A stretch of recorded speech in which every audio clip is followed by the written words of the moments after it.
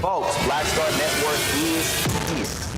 Hold no punches! I'm real revolutionary right now. Support this man, Black Media. He makes sure that our stories are told. Thank you for being the voice of Black America, Roland. Stay black. I love y'all. All momentum we have now, we have to keep this going. The video looks phenomenal. See, this difference between Black Star Network and Black-owned media and something like CNN. You can't be Black-owned media and be scared. It's time to be smart. Bring your eyeballs home.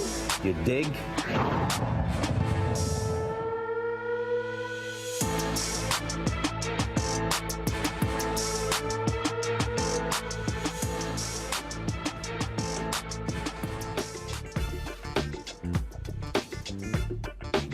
It's Wednesday, June 7, 2023. I'm Robert Patillo, sitting in for Roland Martin, who is joining us later on in the show. Here's what's coming up later on Roland Martin Unfiltered, streaming live on the Black Star Network. We have a major update in the fatal shooting of Ajike Owens' mother. The Florida woman responsible for the tragic incident has been arrested and charged. We'll bring you the latest developments, including details on the arrest and the charges filed. Are the GOP candidates in for a bumpy road ahead? If you looked on Instagram earlier, President Trump responded to Chris Christie entering the race for president by posting a doctored video of Chris Christie juggling plates at a buffet. It's going to be that kind of campaign season. Go check Instagram. You'll see what I'm talking about. So we're going to be speaking with Shelley Wynter, the host of the Shelley Wynter Show, about what to expect in this crowded field for the Republican Party. Also, are you worried about AI taking your job? If you have children who use GPT, some of the other software that are out there, it is insane. The artwork they can produce, the written work they can produce, even the film and video that they can produce. Many people are afraid that very soon AI will be taking many jobs, not just working class jobs, but also middle class and upper class jobs. We'll be speaking with a social analyst and diversity strategist to debunk the misinformation and explore the real impact of this rapidly advancing technology. Furthermore, the Maryland NAACP calls out Baltimore City Public Schools system as Black children are drastically declined access to adequate education. We will explain how the NAACP is trying to hold Maryland schools accountable. As you saw it today, CNN's Chris Licht has been fired for disparaging comments and low ratings. We'll update you on this developing story. And also, one dear friend of the show has passed away. Today, we will take a moment to celebrate the life and legacy of the esteemed economist William Edward Spriggs, who significantly impacted the labor policy landscape. It is time to bring the funk on Roland Martin Unfiltered, streaming live on the Black Star Network. He's got it. Whatever the miss, he's on it. Whatever it is, he's got the scoop, the fact, the find. And when it breaks, he's right on time and it's rolling. Best believe he's knowing. Putting it down from sports to news to politics. With entertainment just for kicks, he's rolling. It's on go, roll, roll, y'all. It's Roland Martin, rolling with Roland now. He's funk, he's fresh, he's real, the best, you know he's Roland Martin now.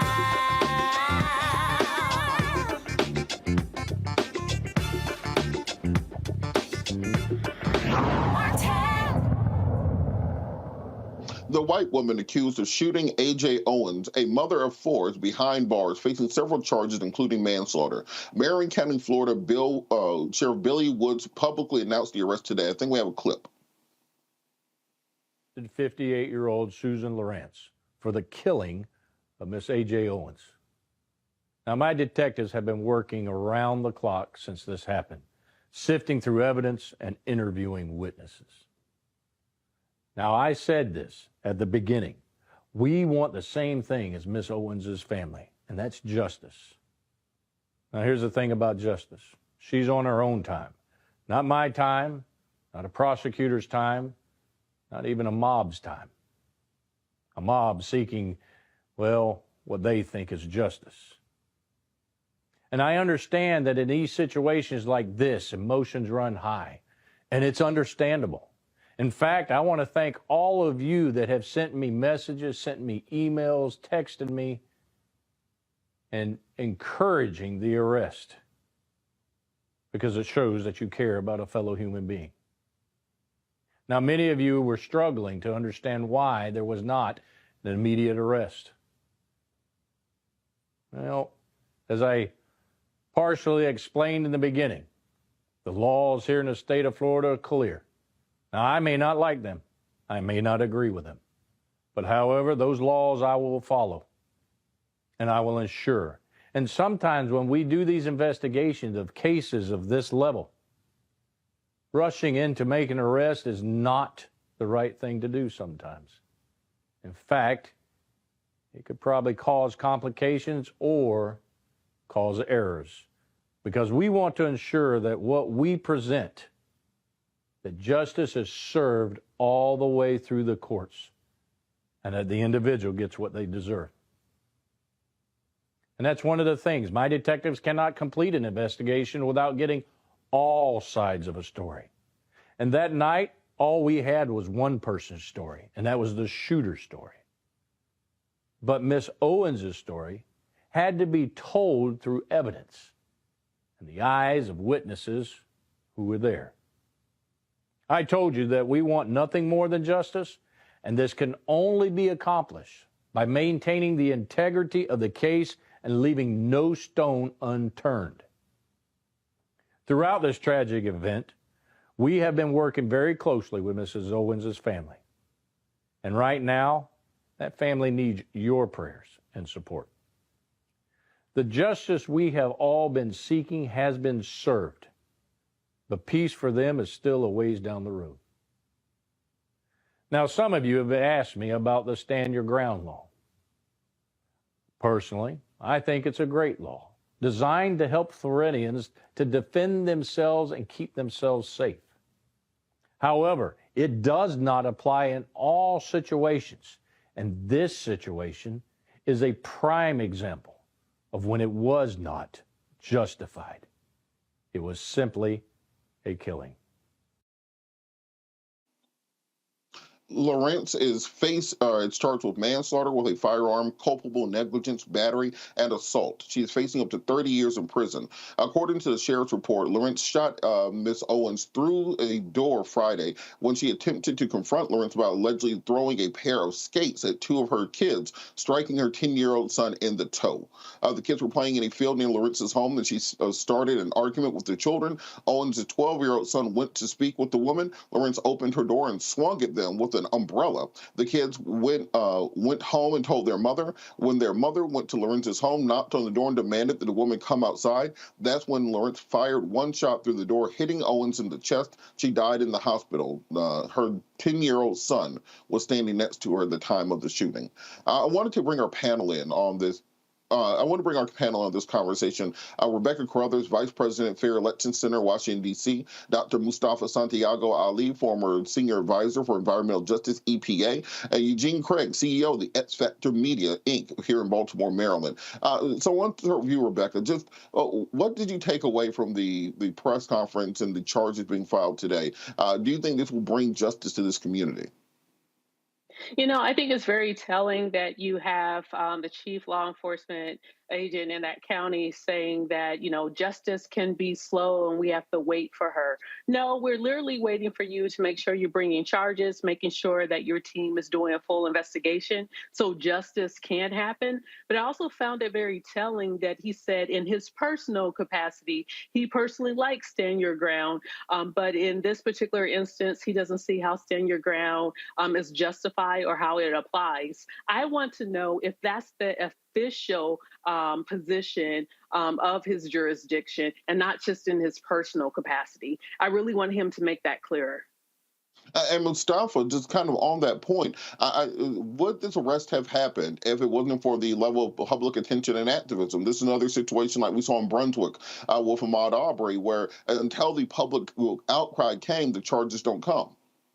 Yeah, that's why our voices are so important. That's why networks like this and any others who are actually focused on making sure that justice actually happens in relationship to our communities. Dr. King said justice delayed is justice denied. So it's interesting. I totally understand, you know, that it takes time to do an investigation. But we also know that if we don't stay engaged and raise our voices in many instances, our needs fall through the cracks. So I'm glad to see that there was an arrest. But we still have a long way to go in relationship to see if there is a prosecution. And Eugene, you know, we've seen through the last several years, right-wing media has switched into this post-apocalyptic mode, telling these people that there are people coming to your door. Black Lives Matter and Antifa are going to come assault you.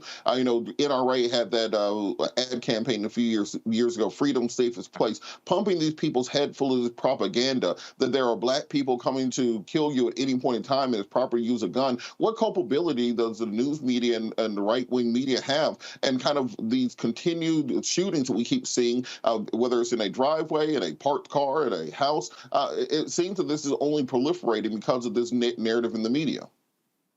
Look, I think the right-wing news media, the right-wing echo chamber has a huge level of culpability here.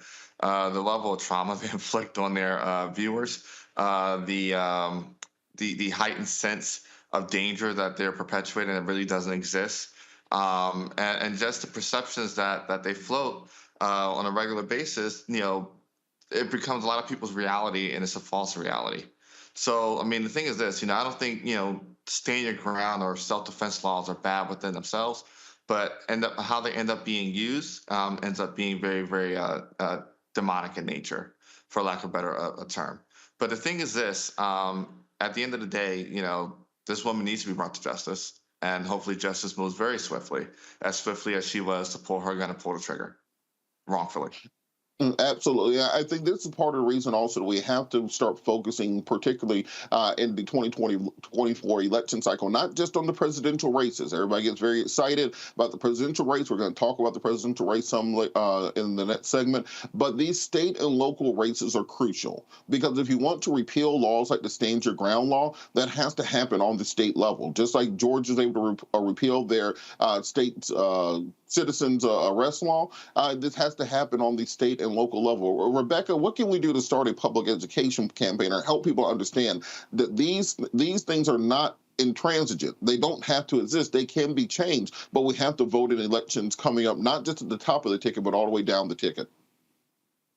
Yeah, people need to understand that the state of Florida has created a culture of violence, a culture of shoot first, ask questions later. And if residents of Florida do not want that to happen, they have to get registered to vote. Florida has made it harder to vote in Florida, has made it harder for people to register. But as many people as possible, you have to register to vote. You have to educate yourself on what's on the ballot, and then you actually have to turn out and you have to vote these people out if you want to see change in the state of Florida. Absolutely. We're going to keep an eye on this story and make sure we bring you updates as they come about. We'll be back after the break. You're watching Roland Martin Unfiltered, streaming live on the Black Star Network. Hatred on the streets, a horrific scene, a white nationalist rally that descended into deadly violence. White people are losing their damn minds. As an angry pro-Trump mob storms the U.S. Capitol, we've seen We're about to see the rise of what I call white minority resistance. We have seen white folks in this country who simply cannot tolerate black folks voting. I think what we're seeing is the inevitable result of violent denial. This is part of American history. Every time that people of color have made progress, whether real or symbolic, there has been what Carol Anderson at Emory University calls white rage as a backlash. This is the rise of the Proud Boys and the Boogaloo Boys. America, there's going to be more of this. Here's all the Proud Boys, guys. This country is getting increasingly racist in its behaviors and its attitudes because of the fear of white people. The fear that they're taking our jobs, they're taking our resources, they're taking our women. This is white fear.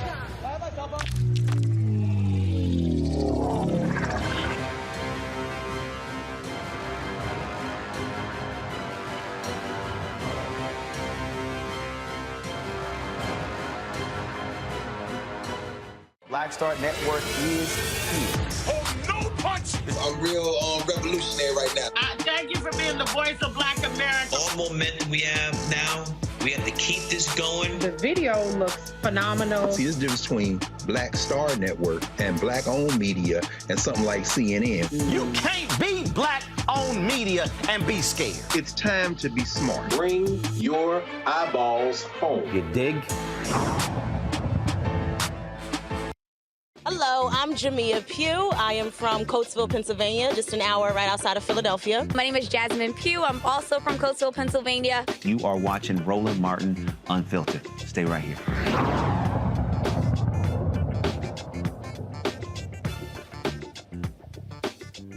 The race for the Republican nomination in 2024 is heating up. Of course, former President Donald Trump is the prohibitive frontrunner, leading in most polls by between 20 and 30 points versus the Republican field.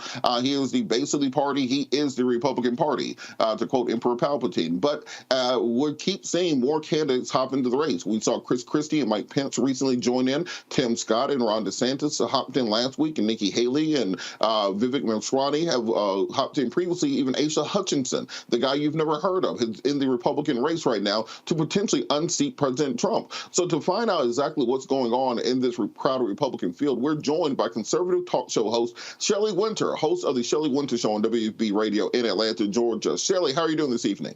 What's going on, my brother? How are you? Thank you for the invitation. I am great. Thank you so much for joining us. So, you know, the odds on money is on President Trump being the nominee in a landslide. But we keep seeing more Republicans hopping in the race. What do all of these candidates say about what the party thinks of President Trump's chances of being the nominee next year? Well, I believe that most of the people jumping in a race are jumping in a race for either vice president or a cabinet position. With the polling that's showing, they're also jumping in a race for another reason, is because Truth Social just had an announcement that it's more than likely that Trump is going to get indicted in South Florida, and it's imminent. So I think a lot of these people think that it's tough to elect a president under indictment on several fronts. I think some of them are also running to be vice president or a cabinet position, which is normal. It happens all the time on both sides of the aisle. It's politics. But I think there's some that really do have a chance of unseating him. I think DeSantis has a good shot. I say this, Mike Pence announced today, watch out for Mike Pence to be a very dark horse moving up towards, as we get closer to the primaries that start off in early next year. Mike Pence brings the Trump policies that a lot of independents like, but they don't like Trump the personality or Trump the man, but they love the policies that he put in place. And so Pence comes with those policies because he was the vice president, but he's a calmer, cooler, more character-laden guy. You can disagree with Mike Pence's politics, his policies. You can call him whatever you want to call him. But one thing you can't call him is that he doesn't have high character and high morals. This is a man who was lambasted for saying he doesn't like to take meetings with women in a room alone because he's married. The left, of course, went after him for saying that, but it's a fair statement to make, particularly in this world that we live in corporate America. Well, Shelley, on that point, you know, I think when you look at the fact that Nikki Haley is a former prosecutor and who's in the race, DeSantis is a former prosecutor, he's in the race, Chris Christie's a former prosecutor, he's in the race. So is it the Republican mindset that Donald Trump's going to be in jail for the election next year, and everybody else is just running for second place to be kind of the successor to the throne?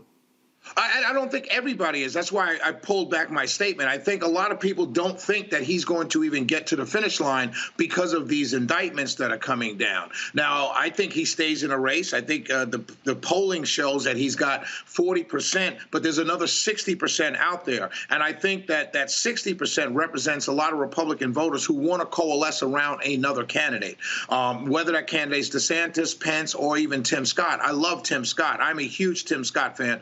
And I haven't made my choice. I tell everybody I'm in a singles bar.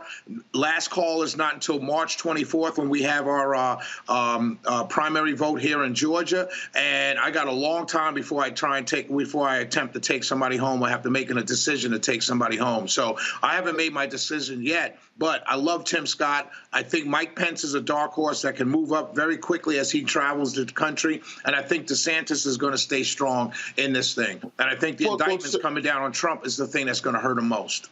I will show you know, I think as the race has gotten more crowded, Trump has gotten kind of more childish for a 70-something-year-old man. No, Chris Christie, we all know he's fat. I agree. By the way, I agree with fat things.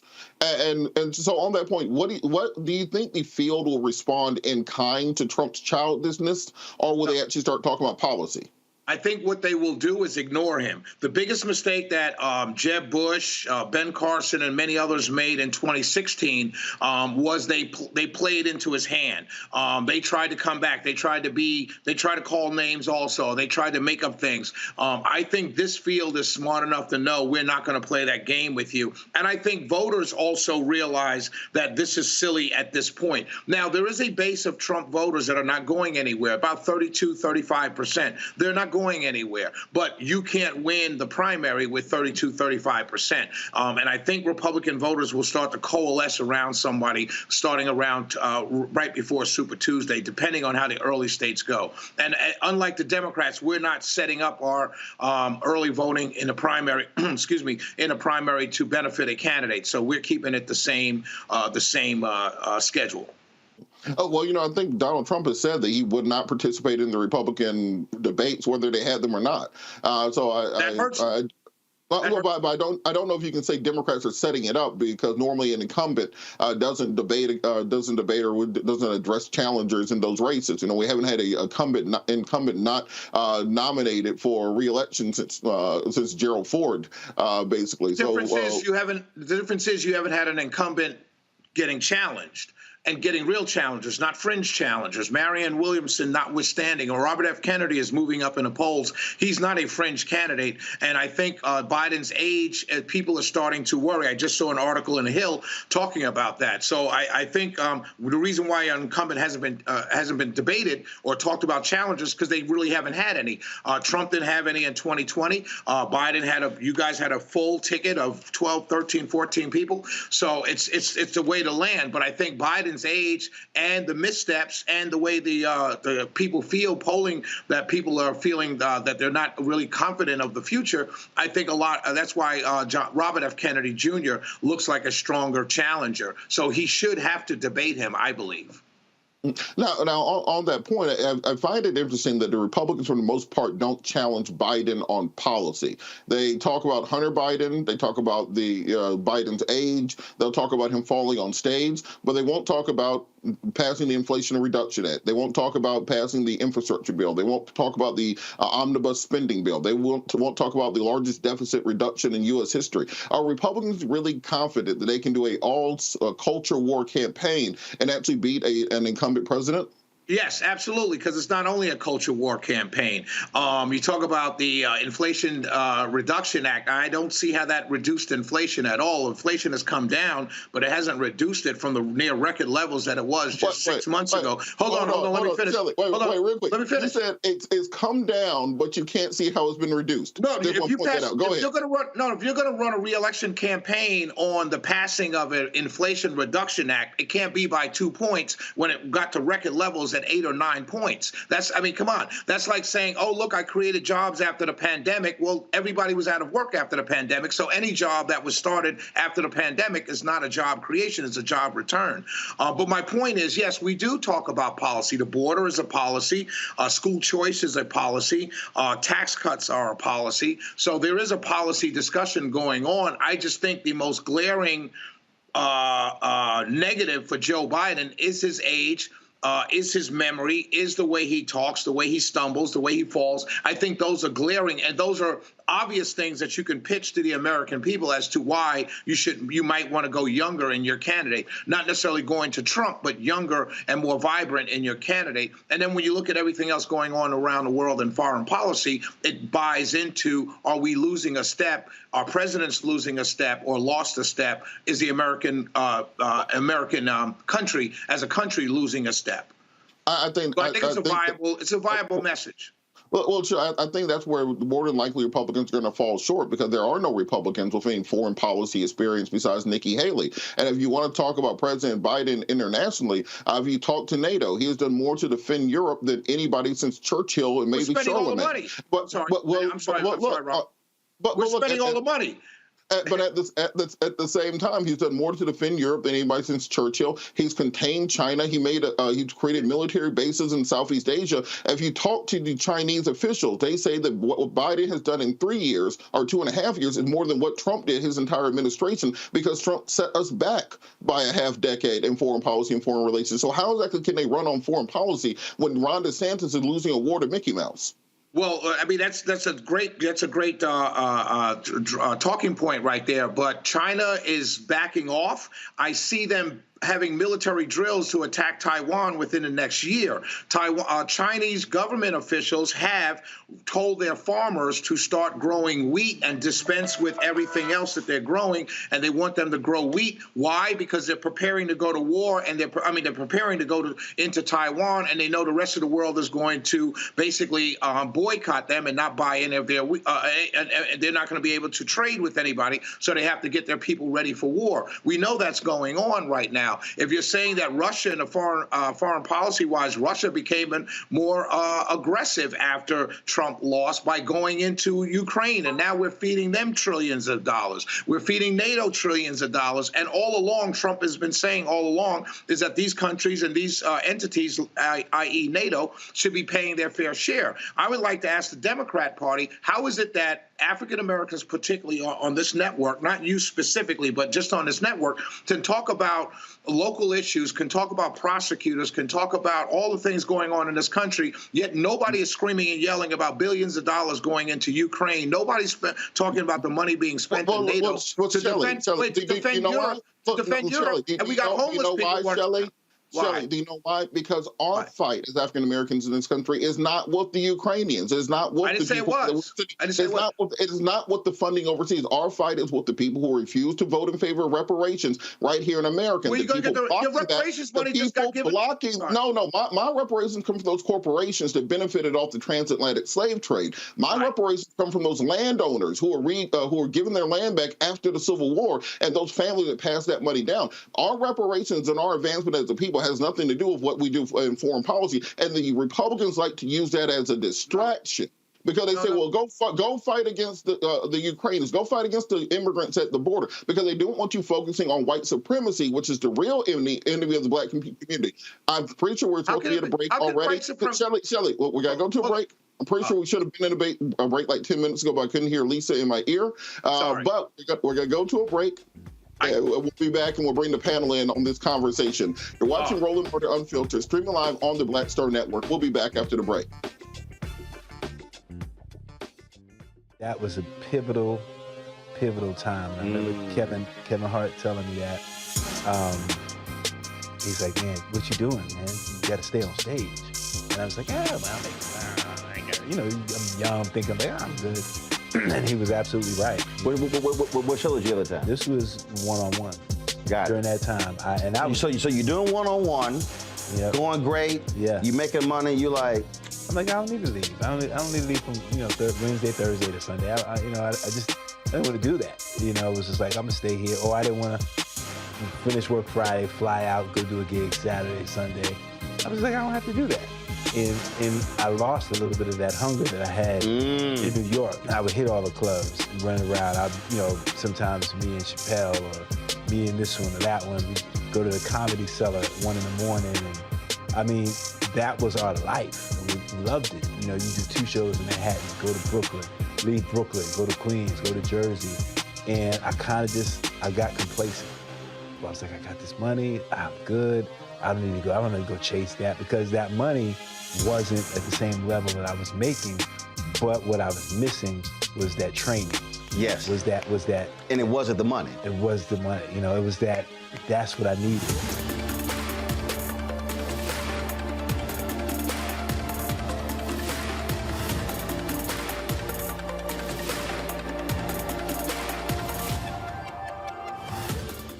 Next on The Frequency with me, Dee Barnes, the shooting of Megan Thee Stallion and the subsequent trial of Tory Lanez.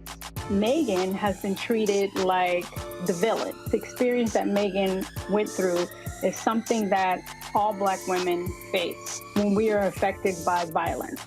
This is something that's called misogynoir. There's a long history of characterizing Black women as inherently bad in order to justify our place in the society. Next on The Frequency with me, Dee Barnes.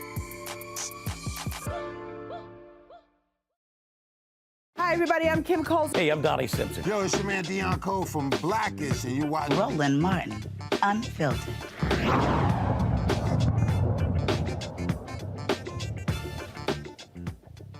Welcome back. We're still talking to Shelley Wynter, host of the Shelley Wynter Show on WSB Radio in Atlanta, Georgia. And Shelley, so I'm trying to understand with this Republican primary race. You're running against an incumbent president, 3.4% unemployment rate, 350,000 jobs created last month alone, a bipartisan debt ceiling deal that was able to save the global economy. You're talking about a president that literally, other than being old, has run nearly a magical and perfect first administration. And at the meantime, you got President Trump sharing memes of Chris Christie juggling plates at a buffet. You got Ron DeSantis, who's at war with Mickey Mouse in Disneyland. And you have Tim Scott in a very odd appearance on The View. Are Republicans seriously going to run that against an incumbent president, or are they going to actually get serious on talking about what their agenda is for the Black community?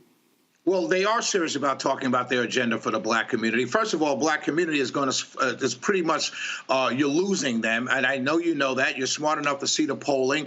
Joe Biden also has some of the lowest polling numbers for an incumbent president that has had a magical 3 years, as you call it. So that's odd to me. Black people are getting very upset with the Democratic Party. I've seen that in the polling. But Shelley, hold on. Hold on, I'm answering your question, Robert. Hold on, Robert. I'm just going to couch it in this way. The issue is Republicans. But you said what they're going to do for Black people. Republicans do a great job of talking about what the Democrats aren't doing. The question is, what are they going to do affirmatively? I just told you. I told you what they're going to do affirmatively. I just told you in the last segment, policy-wise, school choice is a winning issue with African Americans. Pence announced it when he was in his announcement. Tim Scott talked about it in his announcement. Nikki Haley talked about it in her announcement. Chris Christie is the only one that's going out there attacking Trump and doing the Trump stuff against Trump. Trump is the only one being Trump. Everyone else is talking nothing about policy. I mean, nothing but policy. Say Ron DeSantis is losing a fight to Disney, I mean, that's just a joke. It's a funny joke. That's reality, Shelley. No, I'm saying, but that's not his doing. That's not his policy. Hold on, that's not his policy. I got you, Shelley. Let's bring the panel in on the discussion, because we know the radio is 3 hours. This is a lot less time, so we got to keep it moving. So, Rebecca, I want to give you an opportunity to talk to Shelley, because we know it's always good to have bipartisan conversation. Shelley, thank you so much for coming on tonight. I think what's really important to point out, one of the things you said earlier, is that viewers of the Black Star Network doesn't care about all of the tens of billions of dollars that are going to Ukraine. In fact, many in the Black Star Network absolutely care about the lack of investment in Black communities. So I got a two-part question for you. You talk about you don't want to make a choice of among which Republican candidate that you're going to support, but two things. What is the Republican plan to truly invest in Black communities in this country of the candidates that are out there? And two, what is the Republican plan to reduce and end mass shootings in America? I'll tell you, first of all, let me go back to what you said there, Black Star Network viewers don't want. You can't have it both ways. You can't say Black Star viewers don't want massive investment in Ukraine and then say they want massive investment in Black infrastructure, because those are your tax dollars that went to Ukraine. Robert brought up reparations. I never brought up reparations. The tax dollars that we spend in this country to fund this big white, quote unquote, white supremacist racist government, and every time the government comes along and says, I'm going to give you a tax cut so you feed the beast less, we argue about feeding the same beast we call white supremacy less. So that's your tax dollars. That's our tax dollars going to a foreign country to defend itself against a foreign aggressor. If you want reparations, or if you want Black infrastructure, or if you want Black empowerment, you should care the most about what your tax dollar, how your tax dollars are being spent in Ukraine. That's the first thing. What do Republicans want to do about stopping gun violence is arm everybody. I have a right to arm myself. If you're going to sit here and tell me on a daily basis on a Roland Martin Unfiltered show that white supremacy is the greatest threat to Black people, then why would you want to take my guns from me? If you're going to tell me every day that white people are out to get me, then why do I not want to be armed? So that's how you stop gun violence.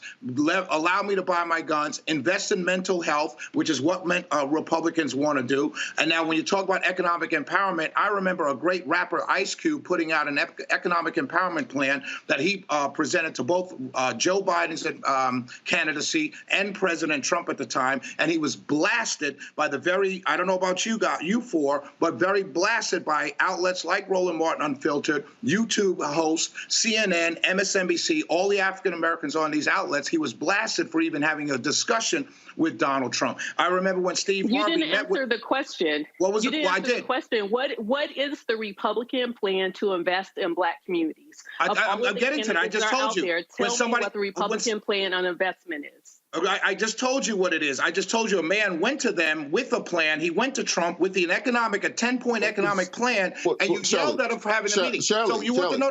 Let me answer. Just the brief version.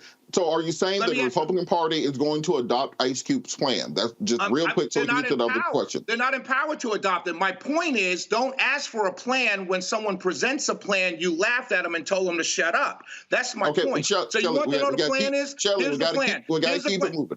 Here's the plan. Go ahead. 3 points. So school choice is the path to economic freedom. That's school choice. Number two, don't tell me no to my plan if I'm telling you the plan. You ask me a question, allow me to answer the question. Freedom, school choice. Number two, tax cuts allows me to keep more money in my pocket, so that means it allows me to be empowered. Number three, deregulation allows entrepreneurs to open up more businesses in the Black community. So those are the three things that Republicans stand for that will create economic empowerment. All right, Shelley, keep the train going. Okay, yes, Mustafa. Thank you. Mustafa, you have a question for Shelley. Oh, sorry. Oh, sure. Well, Shelley, appreciate you advocating so diligently for your points. You know, I've always been curious. I've worked for a number of administrations, and there we've seen over the last couple of decades that Republicans have continued to move away from environmental issues and climate change, even though we've got over 350,000 people who die prematurely from air pollution every year in our country. We see what's going on right now with the Canadian wildfires and the people who are being impacted.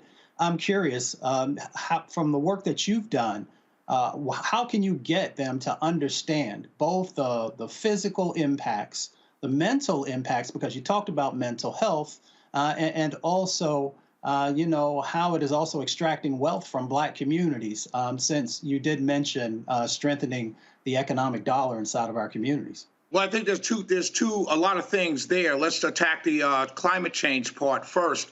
There was a recent study that was done that even if America did everything that the environmentalists wants us to do, we would reduce our emissions by 0.0002%. But globally, India, China, and other large carbon emission producing countries are not doing anything. So it really falls on deaf ears. Now, here's the other thing to the climate change conversation. The wildfires you talked about, our Native American brothers used to have controlled burn wildfires because they were terrified of this happening to them. Remember, these are a moving people, a nomadic people, and so they would have controlled burns. California years ago instituted, stopped PSE&G from having controlled burns, forced them to switch over to a more, get away from fixing their lines and moving towards fixing climate change, and now they have more and more wildfires that are caused by the lines that can't be fixed because they moved the workers away from fixing the lines because of legislation put in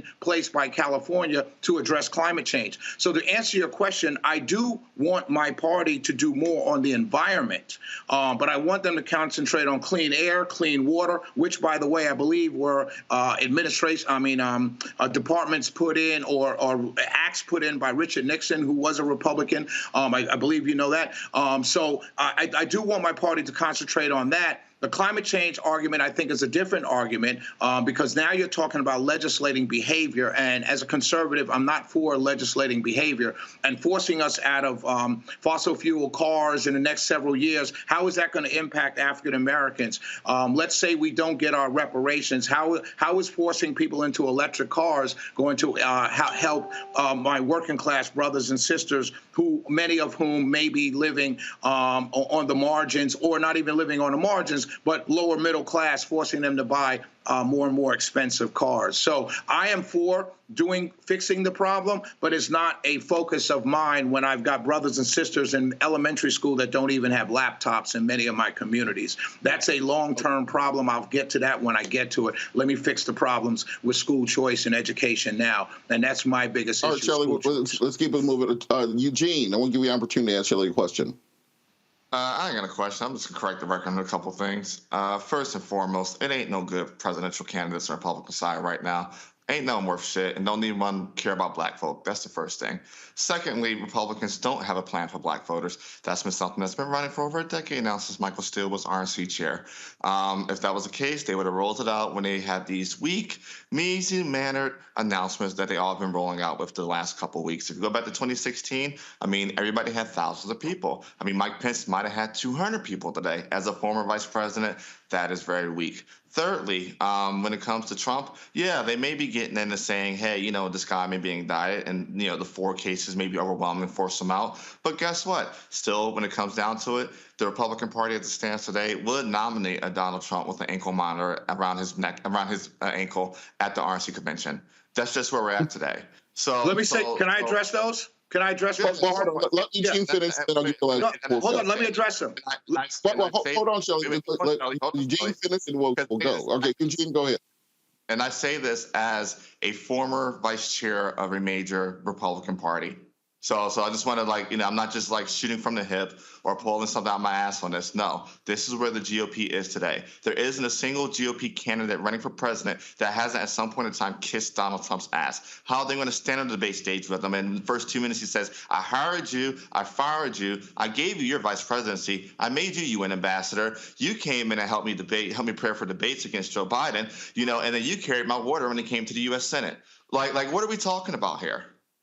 I'll tell you right now. Kamala Harris called Joe Biden a white supremacist on the debate stage, and he picked her as a vice president. Let me run down the list for you, my brother. Here's the thing.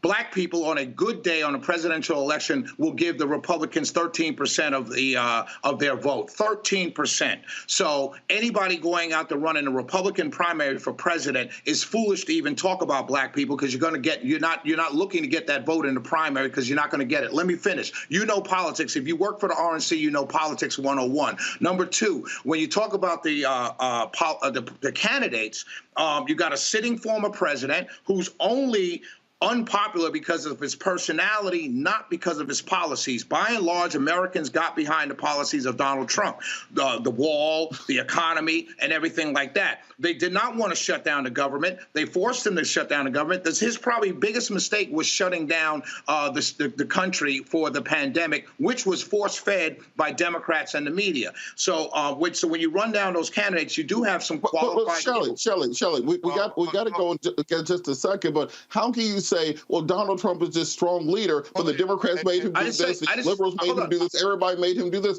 It made him sound like he's just getting pushed around by people. What's the point of having him in my work yet if he's just getting pushed around and don't know what he's doing? No, that's not what I said. What I said was to the brother's point about not a good candidate. I'm saying there are good candidates on that stage. One's a former president. The other's a former vice president. The other's a sitting senator. All right, Shelley, so I'm saying they're good candidates. We got to go, Shelley. It's an exciting and fun conversation. Really appreciate it. Where can people find you on radio?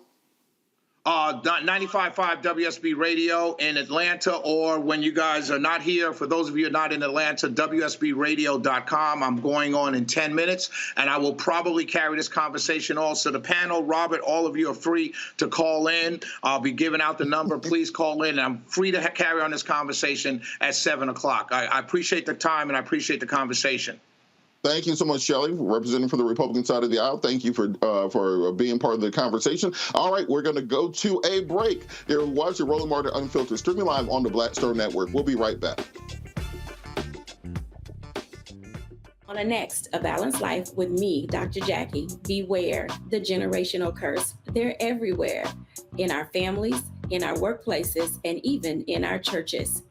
It's like a minefield, identifying the curse and knowing what to do about it. When we're talking about generational patterns, oftentimes we get locked into those patterns because we don't want anyone to say, oh, you acting brand new. or you doing something different from how this is how we always did it. It's okay to do something different in order to get the results that you want to see in your life. That's next on A Balanced Life on Black Star Network. On the next Get Wealthy with me, Deborah Owens, America's Wealth Coach, are you working hard and yet your performance doesn't reflect your paycheck? On the next Get Wealthy, you're going to learn some savvy career moves so that all your efforts actually show up in your bank account. Joining us is the founder of a career network, and she's going to share the 3 R's of accelerating your financial growth. Here's a tip as well. If you are an individual contributor and you desire to be a leader, do the work where you are now. Because if you do the work where you are now, when you do reach the level, you'll be prepared to stay there. Right here on Get Wealthy, only on Black Star Network. Me, Sherry Shepard, and you know what you're watching, Roland Martin Unfiltered.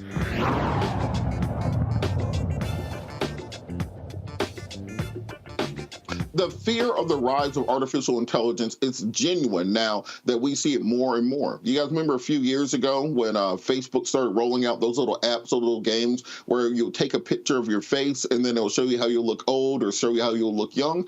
Well, that was generative AI. They were gathering information on the faces of millions and millions of people to feed into their database, to feed into their algorithm. You ever download writing websites or writing applications that check your spelling, that check your grammar, they help you to proofread through papers and make sure you don't make mistakes? That was generative AI. It was all taking in everything and finding out the way that human beings write and communicate and feeding this into an algorithm and feeding this into a system. And now we're finally on the consumer side seeing the results of this. You've probably seen on your timeline these AI images that have been created where you can enter a series of command prompts and the AI continuously generates more and more realistic and lifelike images, showing you everything from what Black people look like during the Harlem Renaissance to what we will look like at a rodeo. You know, you see all sorts of things. Many of the television shows that you see now, part of the writer's strike that's going on in Hollywood is because more studios are using AI to do the initial script writing and then editing for that, and the Writers Guild want to ensure that they would have careers going forward. Now, you might be saying, well, shouldn't these companies have told us they were using our faces, using our images, using our likenesses, using our text to create this computer algorithm of generative AI? Yeah, they could have, but they put it in the terms of condition, and you ain't read it, and you wanted to share the picture. So we want to talk about this and dispel some of the fears that people have about artificial intelligence. Joining us to explain the misinformation concerning AI, we have Shireen Mitchell, social analyst and diversity strategist. Ms. Mitchell, how are you doing this evening? I'm doing great. How are you? Thank you for having me. I am outstanding. Thank you so much for joining us. So can you talk a little bit about the misinformation and kind of fear that people have of artificial intelligence? People think it's going to take my job. Artists think it's going to put them out of business. Writers think it's going to put them out of work. Is this a real fear people should have? I personally don't think it's a real fear for them to have. That doesn't mean that some people won't use it as an excuse to get you out of your job. However, the key piece of this is that the AI cannot produce things that we haven't already produced. Like, for example, many people realize that, like, even professors who, like, get papers from students where they have basically produced products that were from AI entirely, once they run it through, their own, technology, they realize that these are mimicked versions of words that didn't come from the student. There are ways to address this and acknowledge that this is a problem. I do think, though, that sometimes the problem that we're having is that people don't know the difference between the technologies and being able to do their own due diligence to, like, go through the system themselves and actually counter what they're being presented. So I don't think it's going to take people's jobs, but I do think people are fearful of it, but not doing the work to make sure it doesn't happen. And now, let's say if you're in a field, like if you're a resume writer, for example, or if you're a consultant, or if you do accounting, those sorts of things, and they create these new algorithms that can put in place. Every major company, it seems, is rolling out an AI chatbots. If you go into Bing on your computer, there's a Microsoft chatbot. Google has the Google Labs chatbot that now exists, is powered by GPT-4. Could you talk about how those people can prevent losing business out to these AIs that claim they can do the exact same thing as them, but for free and instantly? Actually, they have the expertise to know when what was being produced by the AI is basically trying to collect a mimic of their expertise and then regurgitating versions of it, and it's not accurate. Like that's the key part. If you just take it and you don't do your own due diligence, then yes, like these CPAs, everyone else, lawyers, like honestly, I saw someone who was saying like a lawyer would not know the difference between some of the, chat GPT. And I'm thinking a lawyer with any salt would know the difference, because they would be able to not only go back to the actual law itself that the chat GPT was referencing to make sure it was accurate. And if you're not doing that, then you're not doing the due diligence. So like, it's not just the accountant, it's also the professor, it's also everyone in their jobs. When someone's trying to use chat GPT to get you out the job, then that means there's something else going on. So do you think that you could tell a computer-generated script versus a human-written script just because of your expertise on this? Yes, as a coder, like there's actually been conversations about this where like all of a sudden, like when they were asking people to do whiteboards or whatever the case may be in the tech industry, and all of a sudden people were like given like assignments that would take 90 minutes and they can finish it in 5 minutes. I'm thinking you should pause and wonder where the coding was coming from and what code is being used at that moment. Like there is a part of it that is actually connected to human, like the way in which we operate as humans. If Chat GPT can take all the things that we as humans operate and give it to you in 5 to 10 minutes, then everyone should be pausing. All right, I want to bring the panel in on this. Mustafa, do you have a question for Ms. Mitchell on AI and whether or not it can take your job and my job also? Well, I'm ready to retire, so it's okay. But thank you for bringing this conversation forward. I've done a little bit of writing on this, so I think the further part of the conversation is the difference between AI and AGI. Which is an important element, because AI is about specific tasks that we see doing. And then, of course, the other more broader context is the one that really gets interesting for some, scary for others, because that, if it ever fully develops, could, take a lot of not just jobs, but a number of other things. But I'd love to hear your thoughts on that. So I do think that it still has to do with people having the expertise, that no matter what the AI is deciding to do in that expertise.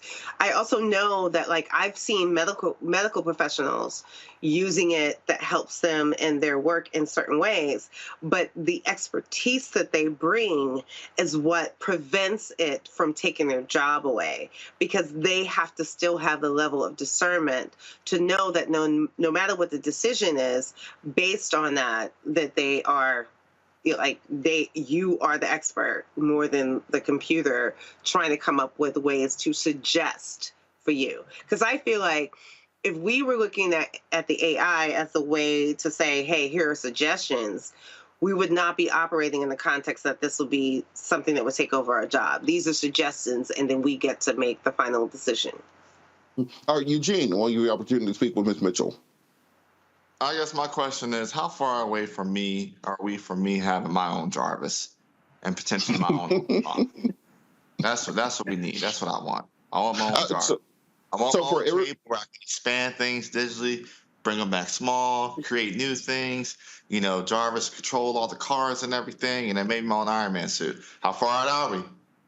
For those of you who are not nerds, Jarvis is the artificial intelligence that Tony Stark had installed into the Mark I Iron Man armor. So that is what he is talking about for the people who actually had friends in high school. Like, do So you go know ahead. what you're saying to me as someone who was like, do you remember when Back to the Future happened and we were looking for our hoverboards? When did we finally get our hoverboards? Did we get it in 1985?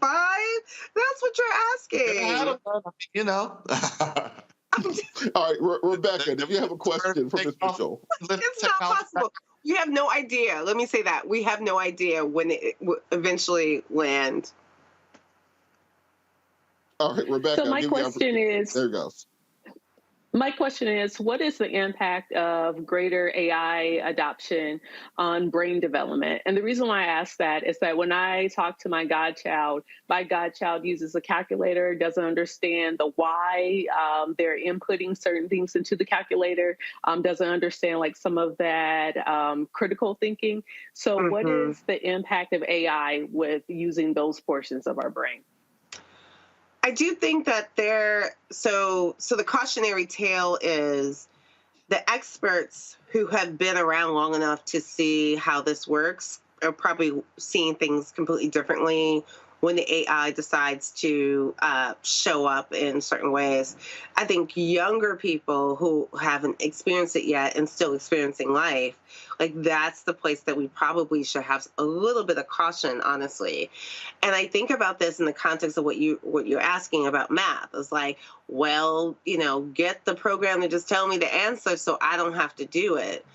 So that worked a lot during when we were virtual, right? That children could sort of speak into, the AI and get an answer back. It is important for us to understand those levels of distinctions drastically differently. So I do think about that part of it because I feel like there's some aspect of that will allow them to come up with answers that is not their authentic voice, but that's something they think is the right thing to say or do in those moments. And math is way more complicated in the way that, like, once you start going up the chain in math as a child, like once you get to algebra and trigonometry, the AI is not going to work for you anymore. But I do think there is a question there about how the impact of children may be the moment that we might have to pause about what ChatGPT can do and will sort of influence that generation that's behind us. All right, before we run out of time, what are some resources for people who want to learn more about this or they want to find out how AI can be used in their business or their personal life to make them more productive? Because at the end of the day, we talk about the evil sides of it, but it is a tool that can help people. What are some tools that people can use to learn more about it? Yeah. So I do think that there are a couple of people who I respect in terms of who have been working on this. There's Dr. Keisha, who's been online and actually talking about these issues, including before COVID and the like, that you should reference. I also think that we should go back to this really simple thing, and I mean this sincerely. Remember, Timnit Gebru was removed from Google while asking for the paper she wrote was about the ethics of AI and the impact of what that meant. Can we go back to that and start asking more questions and then kind of moving from there? Because it always feels like every time I have a conversation about that or Google even speaks to that, they're going, well, I think we can move this needle this way, but we'll see. But if you fire the people who were looking at the ethics of these issues, then we're having a problem. So I'm going to center Black women, go back to Timnit Gebru and all the women who have been working on AI justice. That's where everyone should go for resources. Well, thank you so much for your expertise, and keep us updated for when me, Eugene, and Rebecca and Mustafa can all retire and just have a computer do this all for us. But thank you so much for it's never going to happen. It's never going to happen. Well, hopefully you're right. Well, thank you so much. All right, we'll be back after the break. You're watching Roland Martin Unfiltered, streaming live on the Black Star Network. When you talk about blackness and what happens in Black culture, we're about covering these things that matter to us, speaking to our issues and concerns. This is a genuine people-powered movement. There's a lot of stuff that we're not getting. You get it, and you spread the word. We wish to plead our own cause. Too long have others spoken for us. We cannot tell our own story if we can't pay for it. This is about covering us. Invest in Black-owned media. Your dollars matter. We don't have to keep asking them to cover our stuff. So please support us in what we do, folks. We want to hit 2,000 people, $50 this month, raise $100,000. We're behind $100,000, so we want to hit that. Y'all money makes this possible. Checks and money orders go to P.O. Box 57196, Washington, D.C. 20037-0196. The Cash App is $RM Unfiltered. PayPal is R Martin Unfiltered. Venmo is RM Unfiltered. Zelle is Roland@RolandSMartin.com. Next on the Black Table with me, Greg Carr. The Supreme Court is back in session.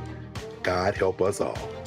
It is no exaggeration to say that this current session could completely reshape this country and redirect our future for generations to come.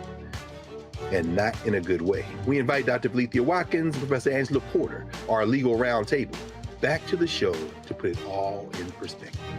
That's on the next Black Table. Please don't miss it. Right here on the Black Star Network. Hey, it's John Murray, the executive producer of the new Sherry Shepherd Talk Show. And you're watching Roland Martin Unfiltered.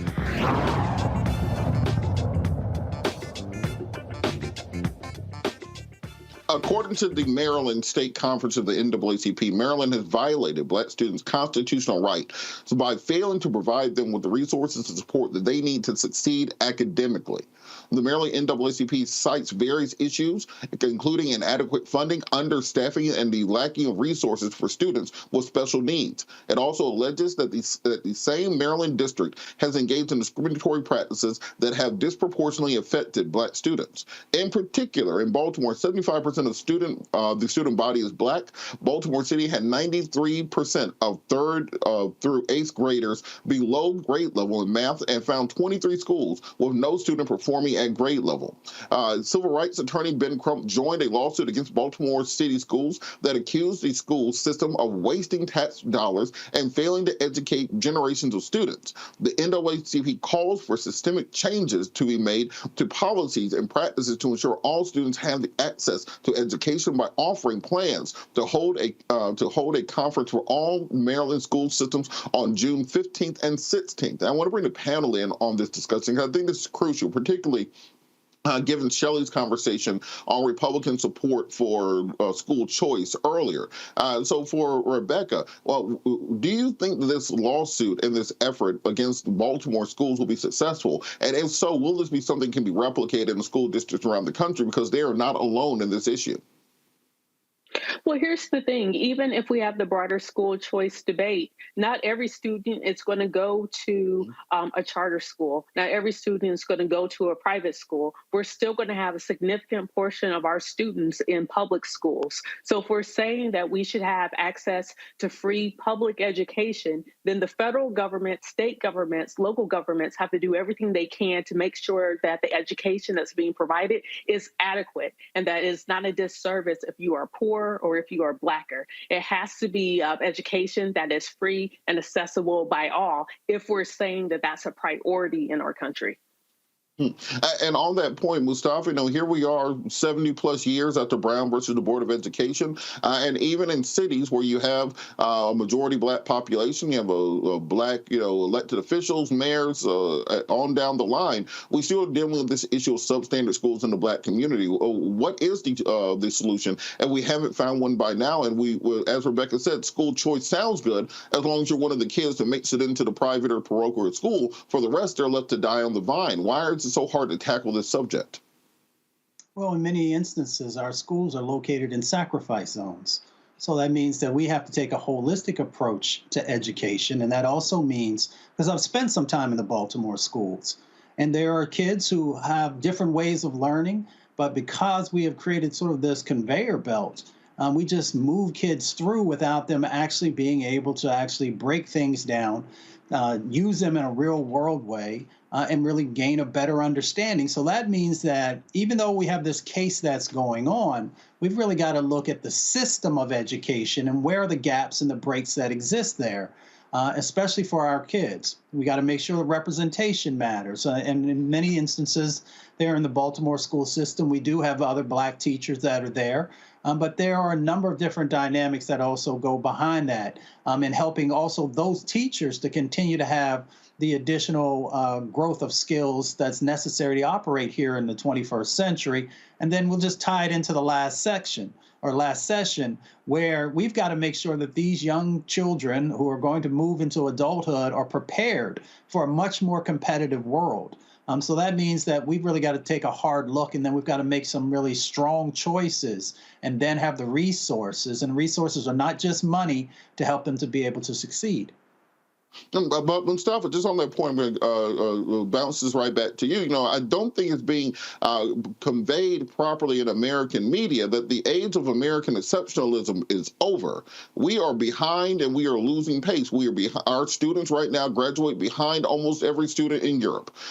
Quite frankly, they graduate behind almost every student in Canada. They graduate behind almost every student in Mumbai and in Nigeria and China. They graduate behind almost every student in Japan. Well, why is it that we can't have political conversations that are centered around actually improving education without moving into kind of some of these ridiculous conversations? Ron DeSantis wants to ban books because they make the kids gay. Glenn Youngkin wants to ban the books because they make white people feel bad. We don't have actual conversations centered on fixing the education system. How can we actually get to the point of directing our attention towards solutions and not just rhetoric?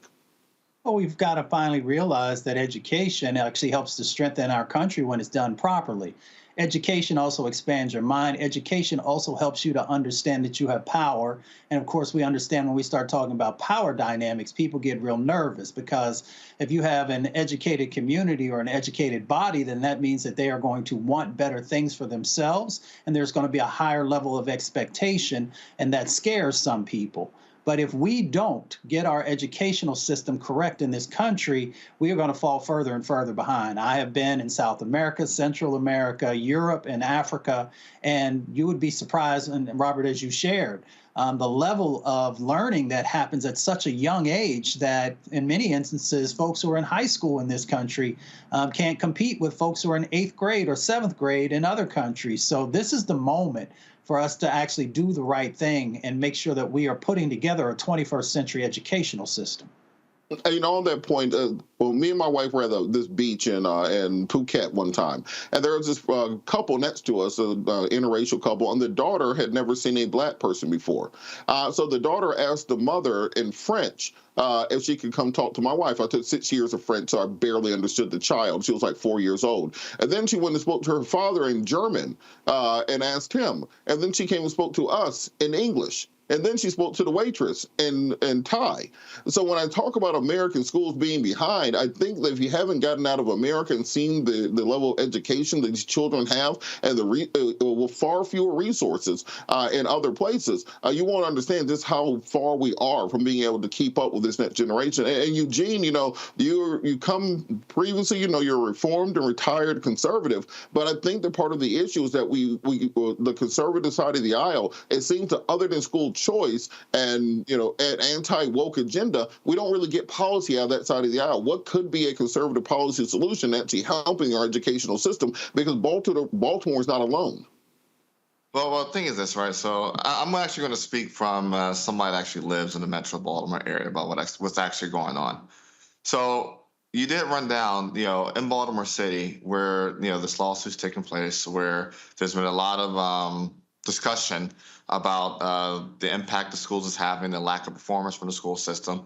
First and foremost, Maryland has localized school boards, which means that, hey, your county elects a school board that has a wide range of autonomy over both budget, performance, and policy of the local school system. On top of that, the Maryland legislature, by law, essentially provides parity within funding. So let's say, for example, so school systems are largely funded by property taxes, right? So let's say, hey, Baltimore City, they're able to only fund $7,000, and the state, will come in and fund that other $8,000. And that's typically what happens in Baltimore City. The state provides an overwhelming amount of funding compared to, let's say Baltimore County or Anne Arundel County, surrounding counties of Baltimore City. But hey, let's say a poor white county like Somerset or Prince Anne County, both of those, receive like parity funding the same way Baltimore City does. But I think if we're going to have an honest conversation about what's going on with Baltimore City schools, I think that conversation starts with, hey, that these schools are run by a 100% Democrat school board, and supported by a overwhelming supermajority, filibuster-proof majority, do whatever they want majority of Democrats in both the state house and state legislature. There's a false idea that governor, Republican or Democrat, has control over that state budget. No, that state budget really rests within the hands of the state legislature. So I think if any conversation is going to be about fixing the Baltimore City schools, it's going to have to start with fixing about who actually runs the schools. On that point, both our friend Kim Klacik, she had a video on Instagram the other day where she made the point that, the city of Baltimore has banned plastic bags at the grocery store, for example, or has done many of these other things they consider part of the left-wing agenda, but hasn't focused on things such as education and crime. Why do you think in many of these cities that have, as you said, super majority Democratic populations where they can do what they want, as you said, they aren't focusing in on many of these key areas that are necessary for the general function of the city, but then have time for, we're going to ban plastic bags and some of these more esoteric things that sound better?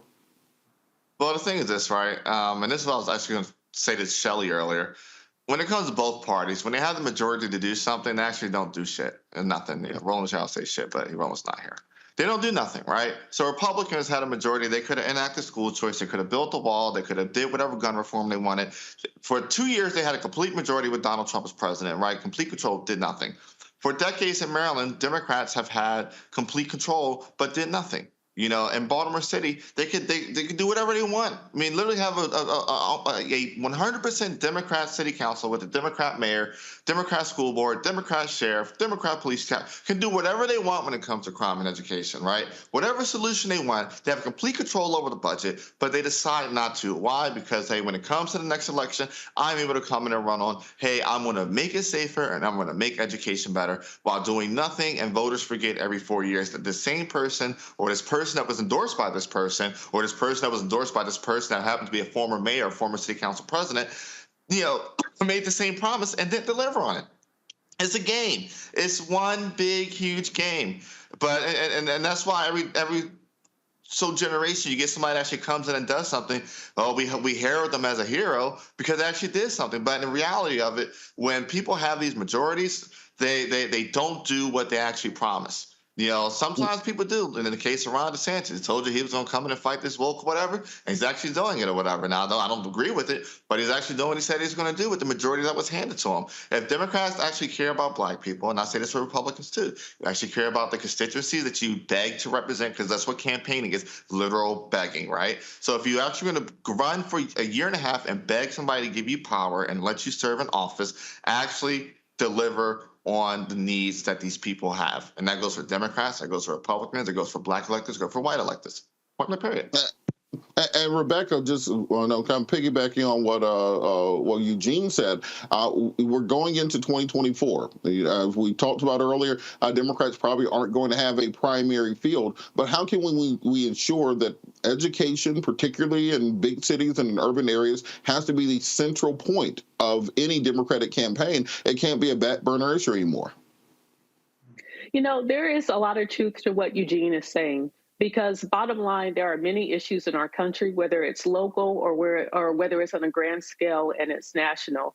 And sometimes, regardless of party, we see that the needle isn't moved on actually fixing the problems. Sometimes we see a Band-Aid, like even when it comes to how Biden pushed to continue to pause student loans and then talked about student loan reform instead of talking about, hey, why is the federal government giving free money to private businesses to charge 6, 7, 8, or even more percentage points for people to be able to get an education in this country. So, Eugene is right. We have to think about who is profiting when we have failing systems. This reminds me, I think, of season 3 of The Wire that specifically talked about Baltimore public schools. Who is actually profiting here when our children in Baltimore City aren't receiving an adequate education? Who is profiting here? I think once we figure out who makes money off of a failing system, I think that's how we start to get reform, when we figure out what is the money component here.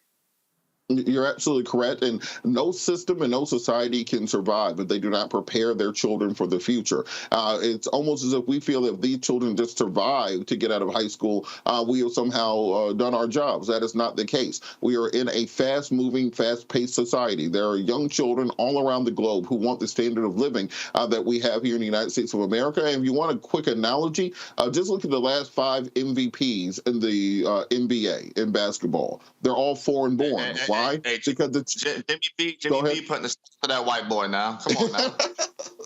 Look, I'm not getting into a debate on sports, but the point is that these people, everyone's coming from overseas. They are hungry. They are fighting harder. The lead that America thought that we had in the 1950s does not exist anymore. We have to take education seriously for the next generation. And I'll take some action on that bet with you later on after the show. Just hit me up. We get some money going on that. We'll be back after the break. You're watching Roland Martin Unfiltered, streaming live on the Black Star Network. We'll be back after the break. Hatred on the streets, a horrific scene, a white nationalist rally that descended into deadly violence. White people are losing their damn minds. As an angry pro-Trump mob storms the U.S. Capitol, we've seen shooting. We're about to see the rise of what I call white minority resistance.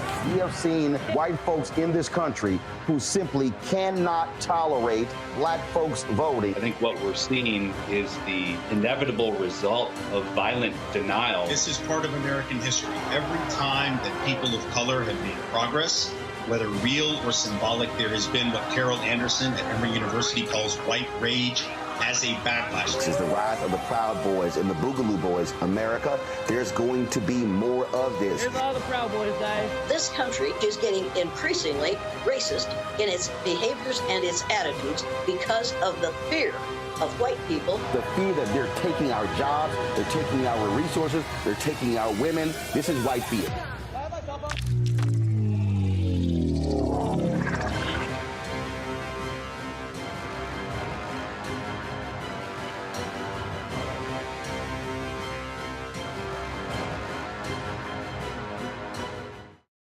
Black Star Network is here. Oh, no punch! I'm real revolutionary right now. Thank you for being the voice of Black America. All momentum we have now, we have to keep this going. The video looks phenomenal. See, this difference between Black Star Network and black-owned media and something like CNN. You can't be black-owned media and be scared. It's time to be smart. Bring your eyeballs home. You dig? Me, Sherry Shepard, with Sammy Roman. I'm Dr. Robin B., pharmacist and fitness coach, and you're watching Roland Martin Unfiltered.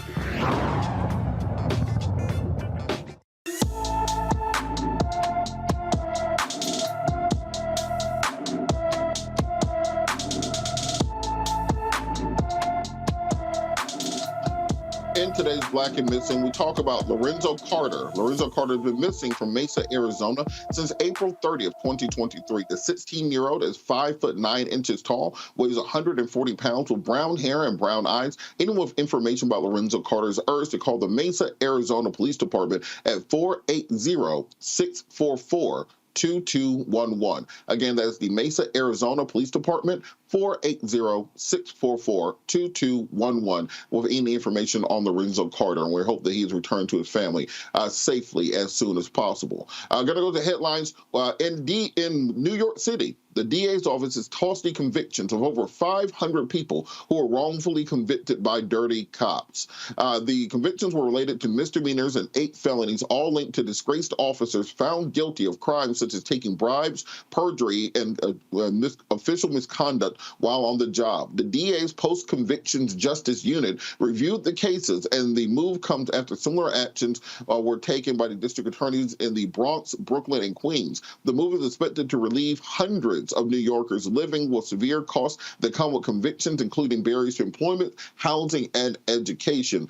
Rebecca, so on this, I find it interesting that we find these cases all the time. You know, Barry Scheck and the Innocence Project, efforts like this in post-conviction justice. Why is there not a national push on post-conviction review in order to ensure that in every jurisdiction around the country, we're opening up these cases that we have with dirty cops and being able to provide justice? Because right now, if you're not in a quote-unquote liberal or progressive city, or in a city where the DA believes in restorative justice and actually wants to do something about it, it's kind of up to you to try to fight against the system.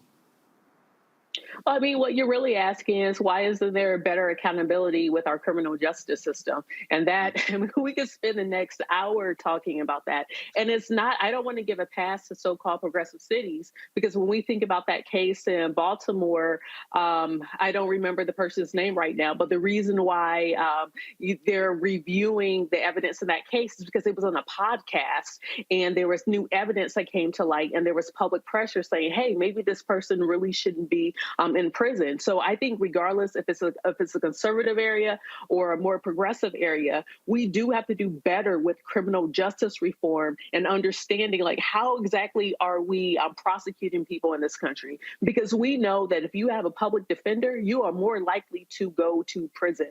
If you actually get paid for a high-powered attorney, you are less likely to go to prison, which means this is more about access to resources. This is more about money. This isn't necessarily about justice. So it's not just in cases where you have quote unquote crooked cops, but it's in our system, period.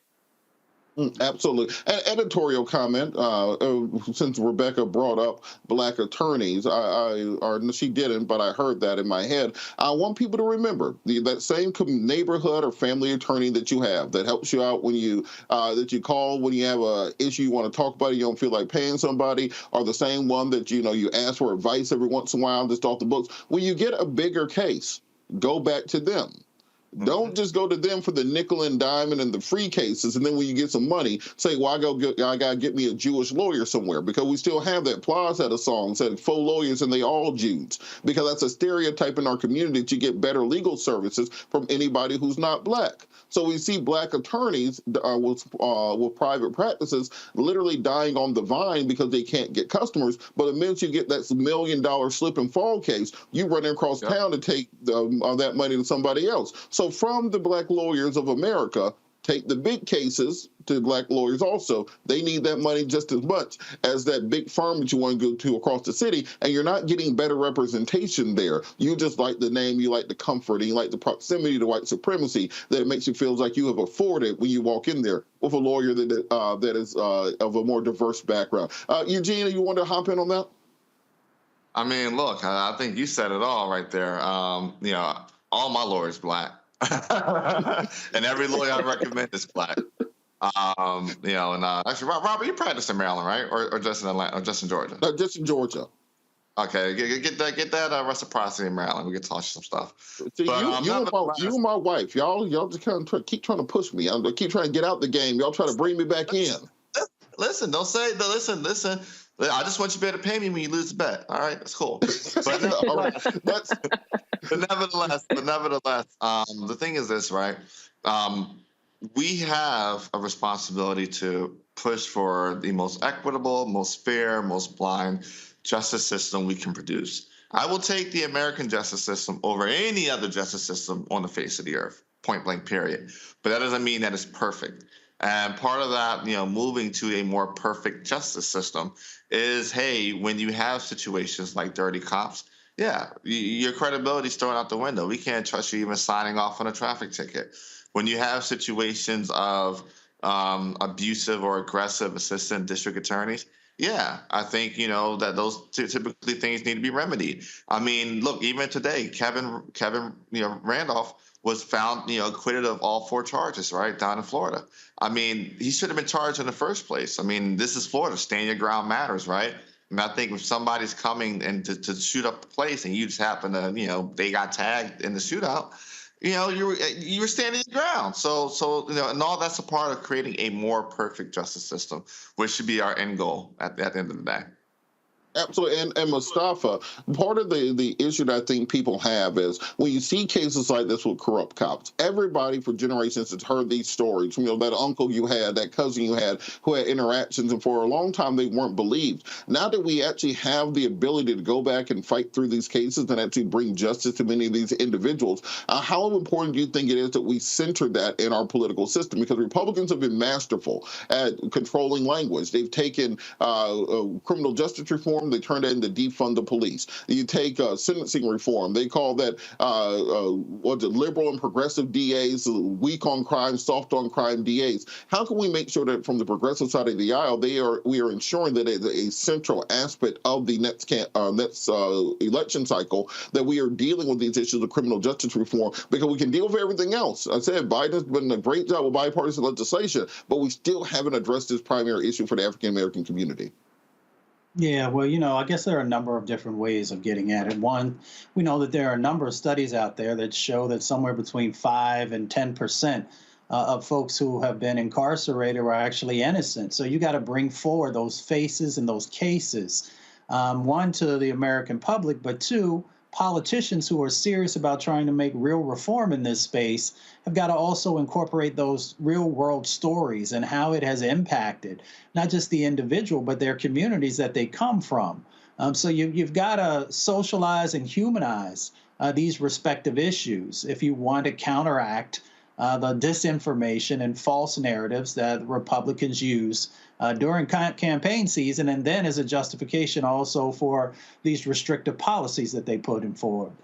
So that's one of the places that I would start. The other part of it is making sure that people understand that their vote truly does have power, and that if we want to have the right types of reforms, then we've got to get engaged in the political system. We've got to make sure that democracy actually works for us. And we've got to cast those ballots for individuals who will diligently fight and hopefully can actually share a narrative in a way that resonates with folks. Absolutely. And as I said, this administration has done a great job fulfilling many of their campaign promises. We saw a Stop Asian Hate Crime bill. We saw the Respect for Marriage Act for gay and interracial marriage. We saw a $1.7 trillion infrastructure bill. We saw a $1.5 trillion Inflation Reduction Act. We saw a $3.5 trillion omnibus spending bill. We saw a debt ceiling deal that increased federal spending by $4 trillion and pushed off the issue of the debt ceiling for the next 2 years till 2020. We saw the evacuation of civilians from Sudan. We've seen the defense of Europe through NATO. We've seen the humanitarian crisis at the southern border, addressing and reversing many of the dangerous Trump policies, reaffirming of our commitments in the South Pacific, building military bases in the Philippines and in Guam. But at the end of the day, for the Black community, don't tell me you can do all that and you can't get criminal justice reform done. Don't tell me you can be bipartisan when it comes to infrastructure, when it comes to spending money, but you can't get voting rights done.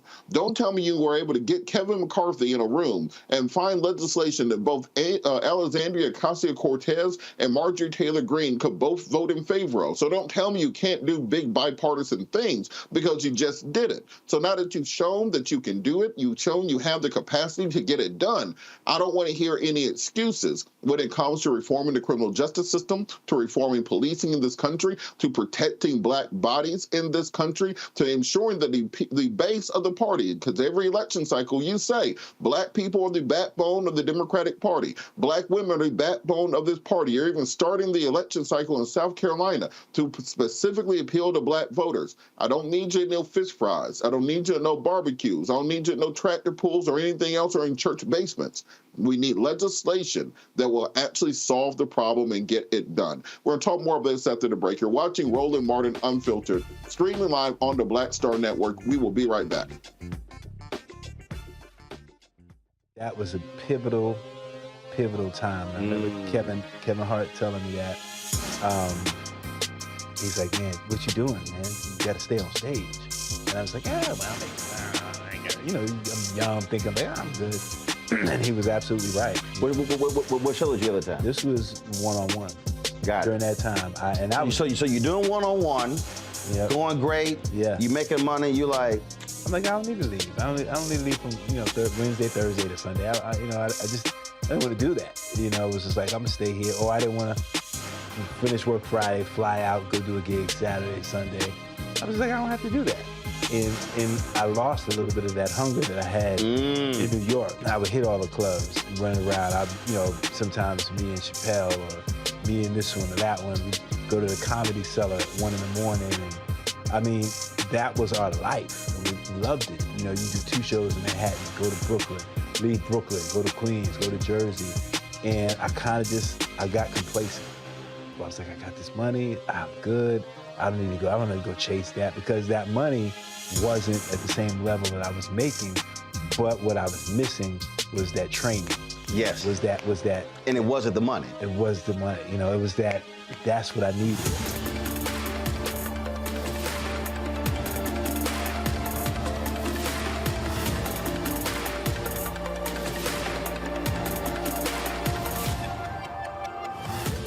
Hatred on the streets, a horrific scene, a white nationalist rally that descended into deadly violence.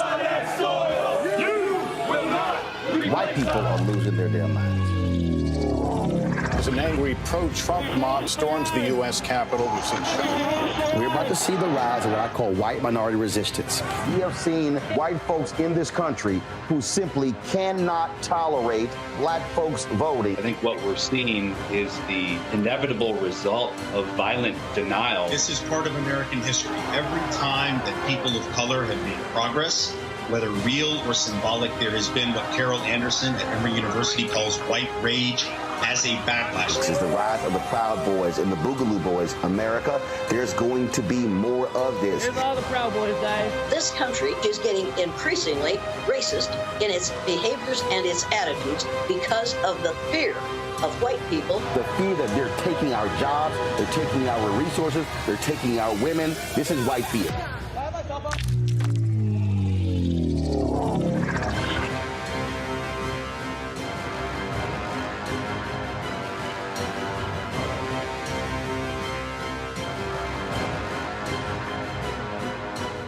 When you talk about blackness and what happens in black culture, we're about covering these things that matter to us, speaking to our issues and concerns. This is a genuine people-powered movement. There's a lot of stuff that we're not getting. You get it, and you spread the word. We wish to plead our own cause.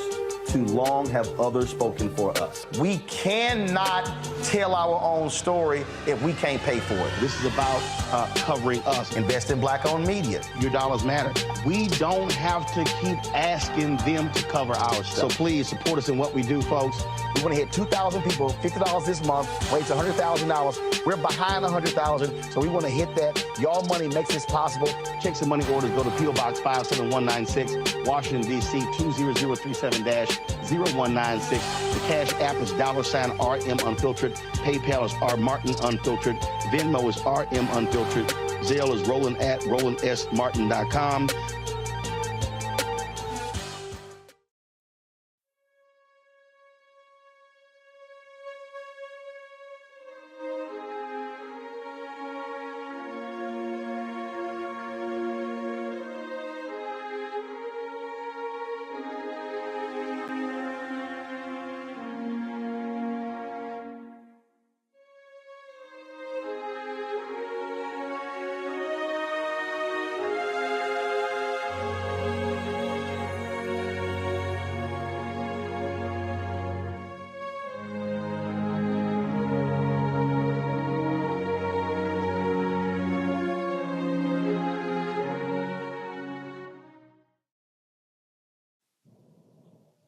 Hey, folks, Roland Martin here. I am in Atlanta, where today I was participating in the Steve Harvey Foundation golf tournament. They were raising money for the young boys, the 250 young boys that they entertain every year at a ranch here in Georgia. And I was on the golf course when Dr. Greg Carr, of course, longtime professor at Howard University, as well as regular panelist here on Roland Martin Unfiltered, sent me a text alerting me that Dr. Bill Spriggs, became an ancestor. I was absolutely shocked by the news. Greg said that a couple of weeks ago, Bill had apparently suffered a stroke, had been in a coma, and passed away last night. It is, we do these in memoriams. There are people who, entertainers and others, but Bill was a part of this family. I had my show TV. I can go back to Washington Watch on TV1. Professor Howard University. Bill, real simple. When you see these numbers, down, please. You pull the audio down. If you show that B-roll, that's fine. Bill going back to Washington Watch on TV1, going back to News One Now. Anytime we wanted to have a conversation about economics, Black economics, Bill was my go-to guy. He was the first person who I call, who I reach out to. But we would call him before we would call any other economist. Anytime the jobs reports, the jobs numbers came out, Bill would often they normally drop after 9 a.m. On the first Friday of each month. Bill normally would be writing tweets. He normally would be posting information, and then we would then book him on the show talking about that. Many of you who watched our election coverage, which was nominated for an NAACP Image Award, Bill was a part of that. He was an absolutely brilliant economist. And one of the reasons why this show and why TV1's News One Now mattered, because, only on these platforms would you look up and you would actually have more than one Black economist. You look at a lot of mainstream networks, hell, you wouldn't even see one. Sometimes, I think at one point we had 3 or 4 on the air at one time. Bill always was very straightforward, was very just how he would explain what's happening in the economy, and that was the case. It was only a few weeks ago, folks, and I was trying to get back to my hotel room in time to be able to show you all this. I'll have it for the show tomorrow. I'll post it on social media. My niece graduated from Howard University, and Bill was there at graduation. And he, as the faculty were coming in, he sees me, big smile comes over his face. He comes over and greets me. And that was the last time I saw Bill. He, of course, professor at Howard University teaching economics, formerly chaired the economics department at Howard University. He was the former chief economist for the AFL-CIO, served in the Department of Labor under President Obama from 2009 to 2012. He also ran the Washington Bureau of the National Urban League. I sent a post out, a text message this morning to have a text message chain of a number of civil rights folks. And I sent that out, and folks just simply expressed their shock at this. Melanie Campbell, National Coalition on Black Civic Participation. She said, "Oh no, Lord Jesus loved Bill Spriggs. He was brilliant and unapologetically Black. Rest in peace and power, Bill." Donna Brazil, thanks for sharing. My heart is truly broken. He was a good soul. Mignon Moore, my God, I just saw him speaking, ran across one of his speeches on YouTube, God of my silent tears. Mark Morial, of course, also expressed his thoughts. He said, "So sad, Bill worked for us as head of our Washington Bureau. May he rest in peace." Reverend Frederick Douglass Haynes, the third, Friendship West Baptist Church in Dallas. Great man, God rest his soul. And again, Bill is going to be sorely missed. He was one of our regular voices. He was one of our shining lights. I dare say that when it came to politics, those of us in Black-owned media, for years, we would often call Dr. Ron Walters.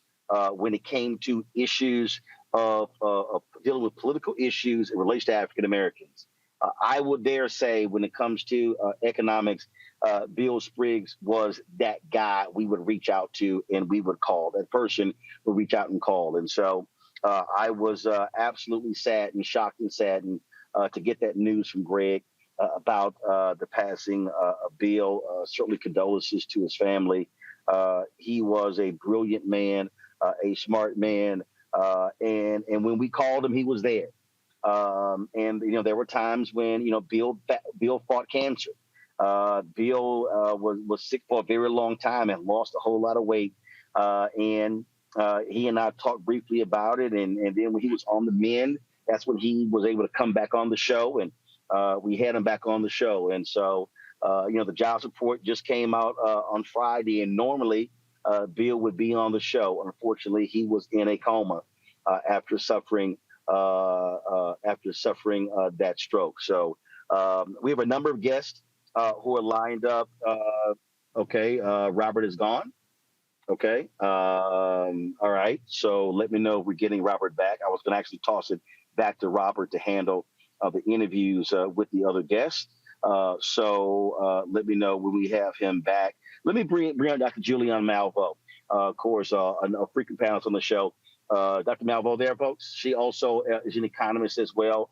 Julianne, you've known Bill for a very, very long time. And again, just so many of us were just shocked to hear about his passing. Shocked. I was saddened. He was a very good friend, a fellow labor economist. We were both labor economists. So we both salivated on the first Friday when the jobs report came out, talked frequently. And just as with you, Roland, if I needed, I mean, I switch my hats. Some days I'm a journalist, some days I'm an economist. So if I ever needed a quote, I go to Bill. If I needed a guest on my radio show, I would go to Bill. And he was always available. Even if he was busy, he said, well, I can't give you 30, but I'll give you 15. He was one of the kindest people that I know. Literally just kind. A lot of academics are very competitive. He didn't have any of that. I mean, and he was so dedicated to young people. I mean, his Howard students, he's cut a deal where the Fed had some Howard University students coming to be interns at the Fed. He sent me one of his mentees down to Bennett when I was at Bennett. He really wanted to see the economics profession expand when it came to Black people. Frankly, in terms of our community, he's the first one of our generation of economists that we've lost. And we've really lost a hero, a giant, and I've lost a friend. And Julianne, one of the things, I mean, he was an absolute advocate for Black economists. I don't have her name with me, but the sister who was named to the Federal Reserve, he was absolutely excited by that. I remember last year, Julianne, that was this thread on social media of Black economists, and he was just talking about, you know, and we need to have those voices out there. And I was a firm believer of why Black-owned media matters, because we would have different Black economists, and Bill was always about, hey, call this person, call this sister, call this brother, and give them some airtime as well. And so he had no problem sharing the stage. Not at all. I mean, he was very good at that. And he was very good at being situational and mindful. So, Bill and I have very different personalities, but we would often be on the stage together, and he would sometimes say, Malveaux, you take it. I would defer to him because I just thought he presented well, and we need to share the time. But often he'd just say, Malveaux, you take it, or he thought I was hilarious. I don't know about that. But he would say, you're gonna make this funny. You're gonna make this funny for people. So he didn't mind sharing. He didn't mind sharing anything, really. And as I said, just big condolences to Jennifer, his wife, and Will, his son, who was also a Howard University graduate. It's very sad, and he is a giant. We will absolutely miss him. One of the things, Roland, that's interesting is that he and I have both he moved it more quickly than I did, the whole issue of Social Security retirement and what it meant to Black men. Because if when you raise the retirement age and Black male mortality is dropping, so you have more Black men dying, median death age for Black men is in the 60s, you can't get Social Security until now, 66, 67. And, he, as I said, he was much more effective than I in talking about what this meant for Black men. We pay into Social Security, but we don't get our share out because of the death levels for black men. But he moved that. He talked about it. I suspect that because of his work, we may have seen a slowing in the, they've been raising the retirement age by months. But I think it may have slowed because of Bill's work, because he really, really talked about that. The other thing he did that I think was so important was when he was the head of the Urban League's bureau there in Washington. He worked really hard on the state of Black America. He was a hard worker, but he loved our people. That's what people, he loved our people. Indeed. Malvo, we appreciate you sharing your thoughts on this day with the passing of Bill Spriggs. Thank you. Folks, this is a statement. Before I go to break, this is a statement that President Joe Biden released. I want to read that right now. I am deeply saddened by the passing of Bill Spriggs, a man who brought as much lasting brilliance to economics as he brought joy to his friends and colleagues. Bill was a towering figure in his field, a trailblazer who challenged the field's basic assumptions about racial discrimination in labor markets, pay equity, and worker empowerment. His work inspired countless economists, some of whom work for our administration, to join him in the pursuit of economic justice, serving as both the economics department chair at Howard University and as chief economist for the AFL-CIO, the first Black American to hold the position. Bill relentlessly fought to ensure that the voices and needs of workers were at the center of economic policymaking. Bill was also a dedicated public servant who held several economic policy positions across the federal government spanning 2 presidential administrations. Along with these remarkable contributions and achievements, Bill will be missed for his kindness, warmth, and humility. Folks, I'm going to go to the break right now. When we come back from this break, Robert Patillo will pick up our coverage of the passing of Bill Spriggs. There are several other folks that we have lined up as guests, so I want to make way for them. But I definitely did not want to wait tomorrow just to share my thoughts about the passing of Bill Spriggs. Again, a tremendous voice, someone who absolutely we greatly appreciated on this show, and I appreciated his kindness and his friendship over the years, and always being there for me and our audience. And so to his family, you have lost a loved one. We have lost a truly, truly great economic mind, and we are all better for his analysis and for his work that he has done. Folks, you're watching Roland Martin Unfiltered right here on the Black Star Network. We'll be right back.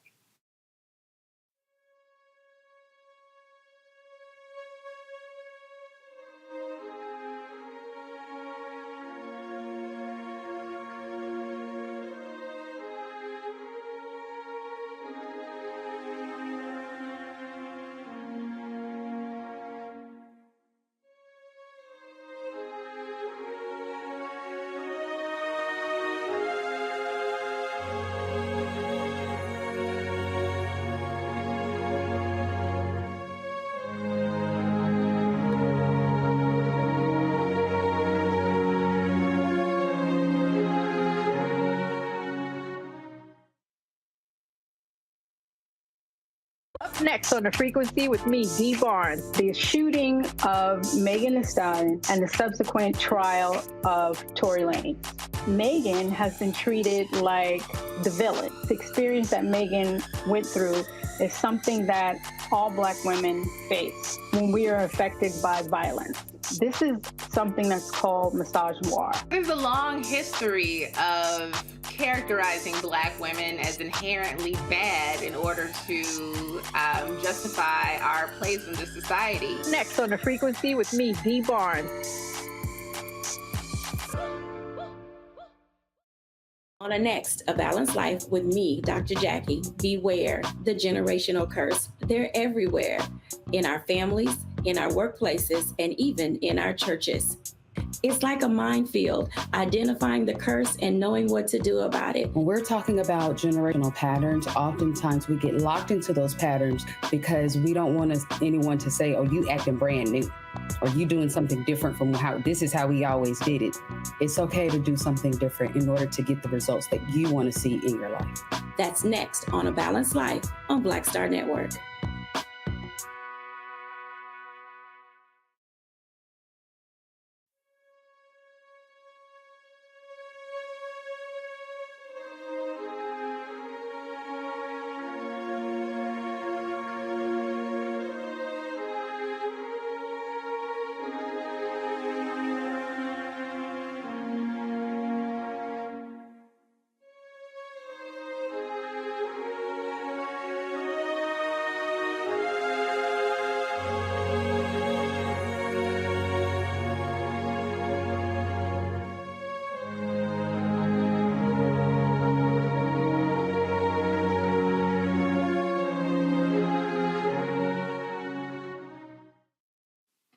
Thank you so much for rolling as we continue this commemoration of the life and legacy. We're joined by individuals who were very close and want to make comments about the legacy that has been left. We're joined by Dr. Greg Carr, of course, Department of Afro-American Studies, Howard University, as well as Kamala Moore, Esquire Chairperson, California's Reparations Task Force.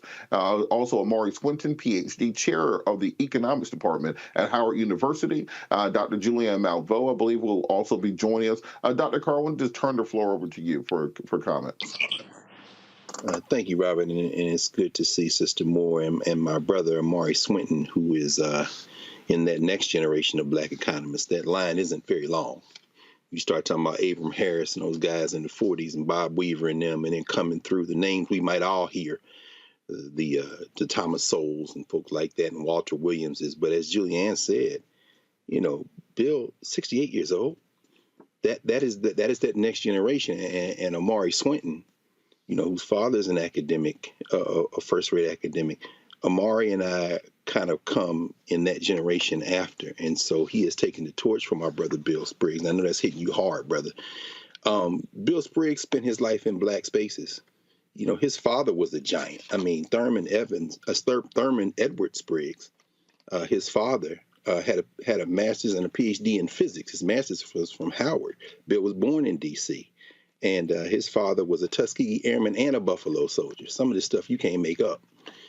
Bill Spriggs followed in his footsteps, and he followed in that tradition. Now, we've heard some of the things, and I'm sure that we'll hear more, and I'll defer to my colleague to talk about his professional associations, although I will mention the National Economic Association, which is, of course, the Black Economists. That was founded in the late 60s, at the same time that Black folk were founding everything from the National Association of Black Social Workers and the Association of Black Psychologists to the NCOPES for the Black Political Scientists and the African Heritage Studies Association. Bill Spriggs served as president of that association for a time, and not just working in the Clinton and Obama administrations, not just working to staff the Senate and the House and their joint committees to deal with this question of economics. Bill Spriggs was someone who saw his place as working in Black spaces, and I'll end with this and kind of defer as we continue our conversation.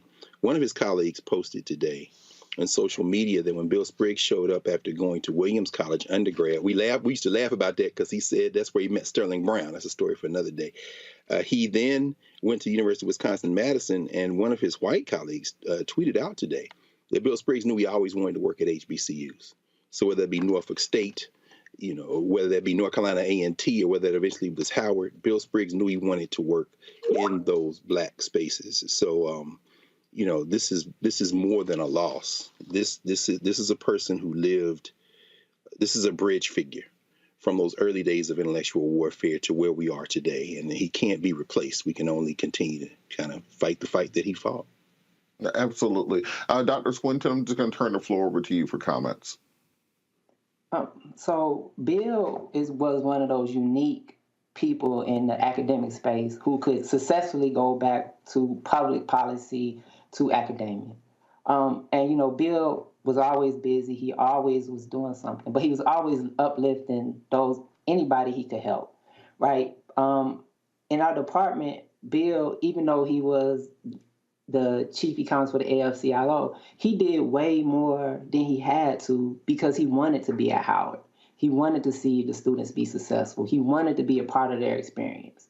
We have dinners for our graduating students at restaurants late at night. Bill would, regardless of his busy schedule, make his way out to see these students away, to talk to them, to show the love and concern that he had for them and for their future that they held. Bill attended every graduation. Like Roland Martin said, most faculty at Howard don't like going to graduations. They don't come unless they have to. But Bill came every time, and he stayed after with us. We always took pictures, and he was always proud of the accomplishments of his students. He was the type of person who opened the doors for anybody who needed assistance. He was the type of man who got into a space, and then the space, he brought more people with him.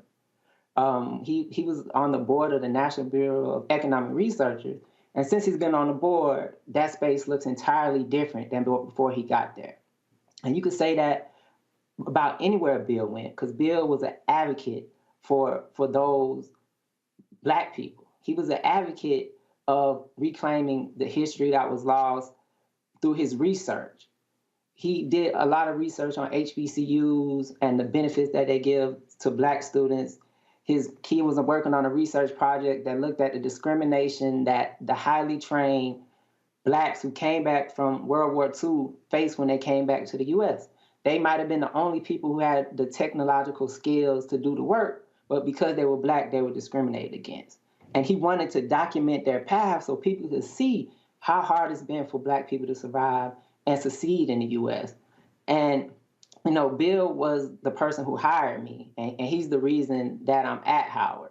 And just the story of a Black economist, I got my PhD at Duke. Only one place wanted to hire me, and that was Howard, right? And so, you know, you could think that the world has changed and a lot of these spaces have opened up for Black economists, but it's still not. You know, it's just, you know, our department is never going to be able to replace what Bill has done and what he does. I mean, he's one of the few faculty members who goes to every faculty meeting and talks. He goes to students' dissertation defense who he's not an advisor for. He has students who he's advising, who he gives time when a person as successful as Bill would not normally give that time to his students. But Bill was available. He called them, he talked to them, he sat with them and gave them the attention that they deserve and needed. And, you know, that's part of what Howard offers to his graduate students, but it's also who Bill was. Bill, my first big conference that I went to, they invited Bill and Bill sent me in his place, right? And, you know, opportunities as a junior faculty member like that wouldn't have came to me if it wasn't for Bill Spriggs. And you could talk to any other junior faculty member in our department and across the nation who are in economics, and they'll talk of the times that Bill said, why don't you reach out to them or reach out to this person to give them a chance to make a name for themselves. And Bill was unabashedly proud for Howard. We brought the American Economics Summer Program to Howard, which is a program that was started almost 50 years ago to increase the number of Blacks in the economic profession. And last year, Bill gave one of the introductory speeches. And in that speech, he gave a 30-minute discussion about the greatness of Howard and what it meant. You know, this year, our program started, and Bill was unable to come give that speech. And, you know, I don't know anyone who could speak with the love and care about Howard that Bill had. He talks about how he was born on campus, has one of those great safe spaces for Blacks and produced quality work. And, you know, we're going to miss him in our department. We're going to miss him in our profession. And our hope is that some of the younger Black economists can help pull some of the weight that Bill was doing, because Bill was creating opportunities for many, many people. Absolutely. Attorney Moore, I want to give you an opportunity to take the floor. Yes, thank you for having me. Of the folks on the panel, I probably have known Dr. Spriggs the least, but his impact on me personally and on the commission that I'm honored and privileged to serve on, that being the first in the nation California Reparations Task Force, he's left a tremendous impact, not only on me personally, but on the task force. And I got to know Dr. Spriggs, of course, through the task force, but more closely serving on the task force's Economics Advisory Commission alongside my fellow task force member, Jovan Scott Lewis.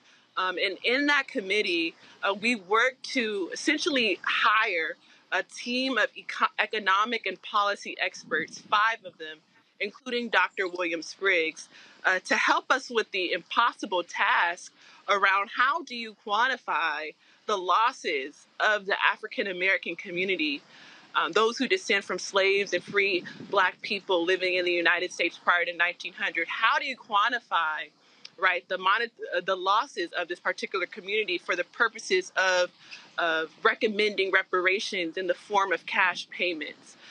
So Dr. Spriggs was one of the 5 experts that we enlisted to help us with that task, to develop a methodology for analyzing and calculating the losses to this particular group of people, because in our historic 500-page interim report that the task force released June of last year, that chronicles those gross human rights violations from 1619 to present, the question wasn't whether compensation should be given to this group of people, but rather how much is necessary and how the California state legislature should go about enacting a statewide compensation scheme, specific measures, and individualized restitution for the extensive harms done.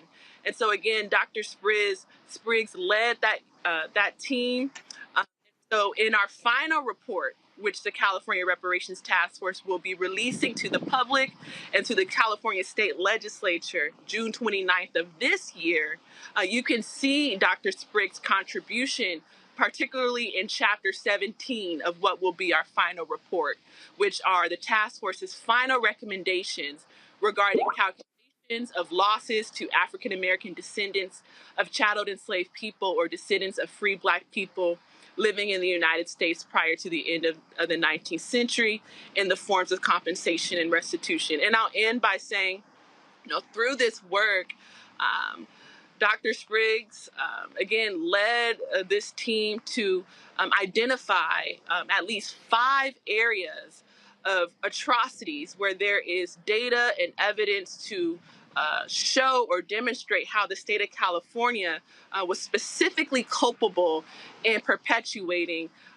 these atrocities against this particular group of people. So from health harms to housing discrimination, mass incarceration and over-policing, unjust property takings, and devaluation of African-American businesses. Again, Dr. Spriggs' tremendous contribution to the state of California and the nation through this report should be acknowledged. In the sense that, it's nearly an impossible task, as I said earlier, in terms of calculating the cost of tears and blood and human rights violations. No amount can encompass the full scope of damage done by the institution of slavery and ongoing discrimination. But through the work with Dr. Spriggs and these other experts, we've identified, again, those 5 key categories of ongoing harms where there may be sufficient data and methods to estimate monetary losses experienced by African Americans in California, and thus justify the claim for reparations for African Americans as well. So I'm very grateful to Dr. Spriggs. He actually attended in person our second to last meeting, May 6th in Oakland, and we had an amazing conversation. So thank you and rest well. Job well done, Dr. Spriggs. Absolutely. And before we go, Dr. Carr, do you have any line? I know Roland's going to continue to cover this both tomorrow and throughout the week. But for people who did not know the work of Dr. Spriggs, what would be the takeaway you would have if you were trying to explain, encapsulate him for the people who did not know him? Well, our time as chairs in the College of Arts and Sciences at Howard overlapped. He was chair of the economics department, and I was chair of American Studies. And one of the things about Bill Spriggs that I'll never forget is, and I was talking today with the 16th president of Howard, Sidney Rabeau. Dr. Rabeau described Bill as smart, kind, and civil. Those words, I think, resonate because economists often are seen as folk who are numbers crunchers, but it's so much more profound than that. When Bill wrote his dissertation on Black wealth accumulation in Virginia in the first 2 decades of the 20th century, he was basically taking data and giving us a way to interpret it. He talked about everything from restricted covenants to, as you heard Amari say, Dr. Swinton say, the question of how skills and skill sets can be devalued, how wages can be depressed. And as Ms. Moore said, Bill wasn't an ideologue. He's pro-Black. And he and I actually, who had both testified, I guess it was before the Reparations Commission last year, or year before last now, I guess, we had long conversations after that. Bill's thing was, I stand for Black people. I'm not going to make a distinction. I'm going to take the data, and I'm going to take where the data leads me, and I'm always going to stand on the side of Black people. That meant sometimes he might voice an opinion that was contrary to what other people might have to say. And so I'll end with this. If you don't know the name William Edward Spriggs, this is the moment to look him up. This is the moment to think about him. When I think of Bill Spriggs, I think of someone of the highest character, who was straight down the middle, who was brilliant, and as Amari said, made everything as accessible as possible for his people. And the last time I talked to Bill, he teased me because, you know, I usually don't miss College of Arts and Sciences recognition ceremony, but it was Malcolm X's birthday weekend, and I was headed to Philly for a conference. And Bill is like, I missed you. Bill Spriggs was going to be at anything the institution did. And when it was time for graduation, he was going to have his regalia. He was going to hug everybody. He was going to dap up all the parents. This man could and did do anything you want to think of in his profession. But his foundation was our people. His foundation was our people. And that's the model I think we can all take from the life and work of Bill Spriggs. Absolutely, and thank you so much for that. And Dr. Swinton, before we leave, I think we have about a minute or so left. If you could just sum up Dr. Spriggs for people who don't know him or who need to learn more about him, what would you say about him, and how can people learn more about the work that he's done for the people who aren't familiar, so we can make sure we pass this legacy on? So you can look up some of his research in the Review of Black Political Economy, which is the publication of the National Economics Association, in which he was president of.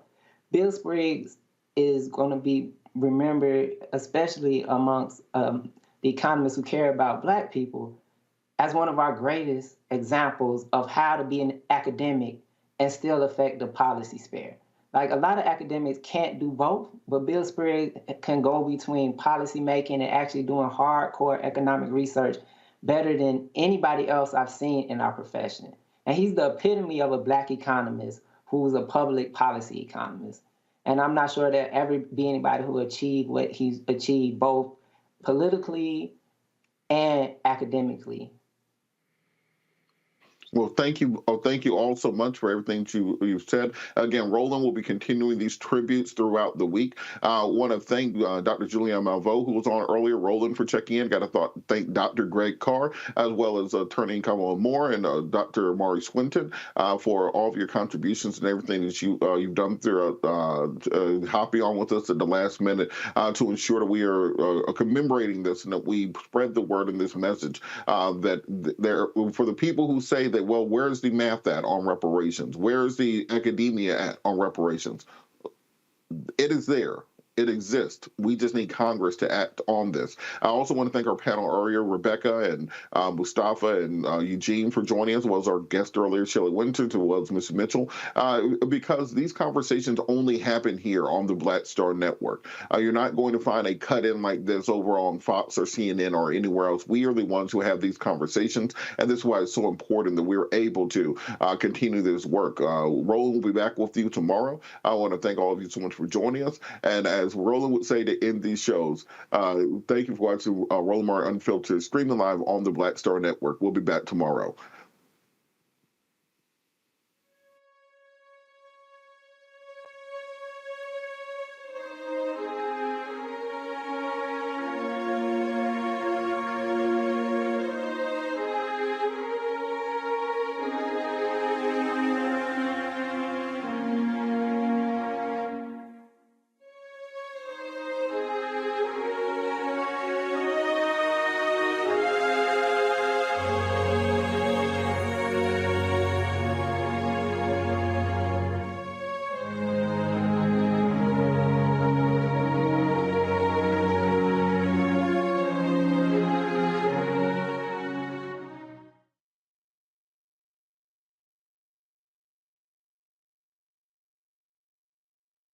Black Star Network is here.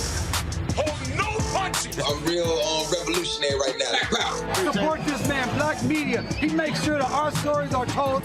Thank you for being the voice of Black America, Roland. Stay black. I love y'all. All momentum we have now, we have to keep this going. The video looks phenomenal. See, there's a difference between Black Star Network and Black-owned media and something like CNN. You can't be Black-owned media and be scared. It's time to be smart. Bring your eyeballs home.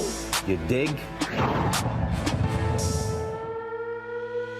Pull up a chair. Take your seat. The Black Tape with me, Dr. Greg Carr, here on the Black Star Network. Every week, we'll take a deeper dive into the world we're living in. Join the conversation only on the Black Star Network. Hi, I'm Dr. Jackie Hood Martin, and I have a question for you. Ever feel as if your life is teetering and the weight and pressure of the world is consistently on your shoulders? Well, let me tell you, living a balanced life isn't easy. Join me each Tuesday on Black Star Network for A Balanced Life with Dr. Jackie. We're all impacted by the culture, whether we know it or not. From politics to music and entertainment, it's a huge part of our lives, and we're going to talk about it every day right here on The Culture with me, Faraji Muhammad, only on the Black Star Network. I'm Deborah Owens, America's Wealth Coach, and my new show, Get Wealthy, focuses on the things that your financial advisor and bank isn't telling you, but you absolutely need to know. So watch Get Wealthy on the Black Star Network.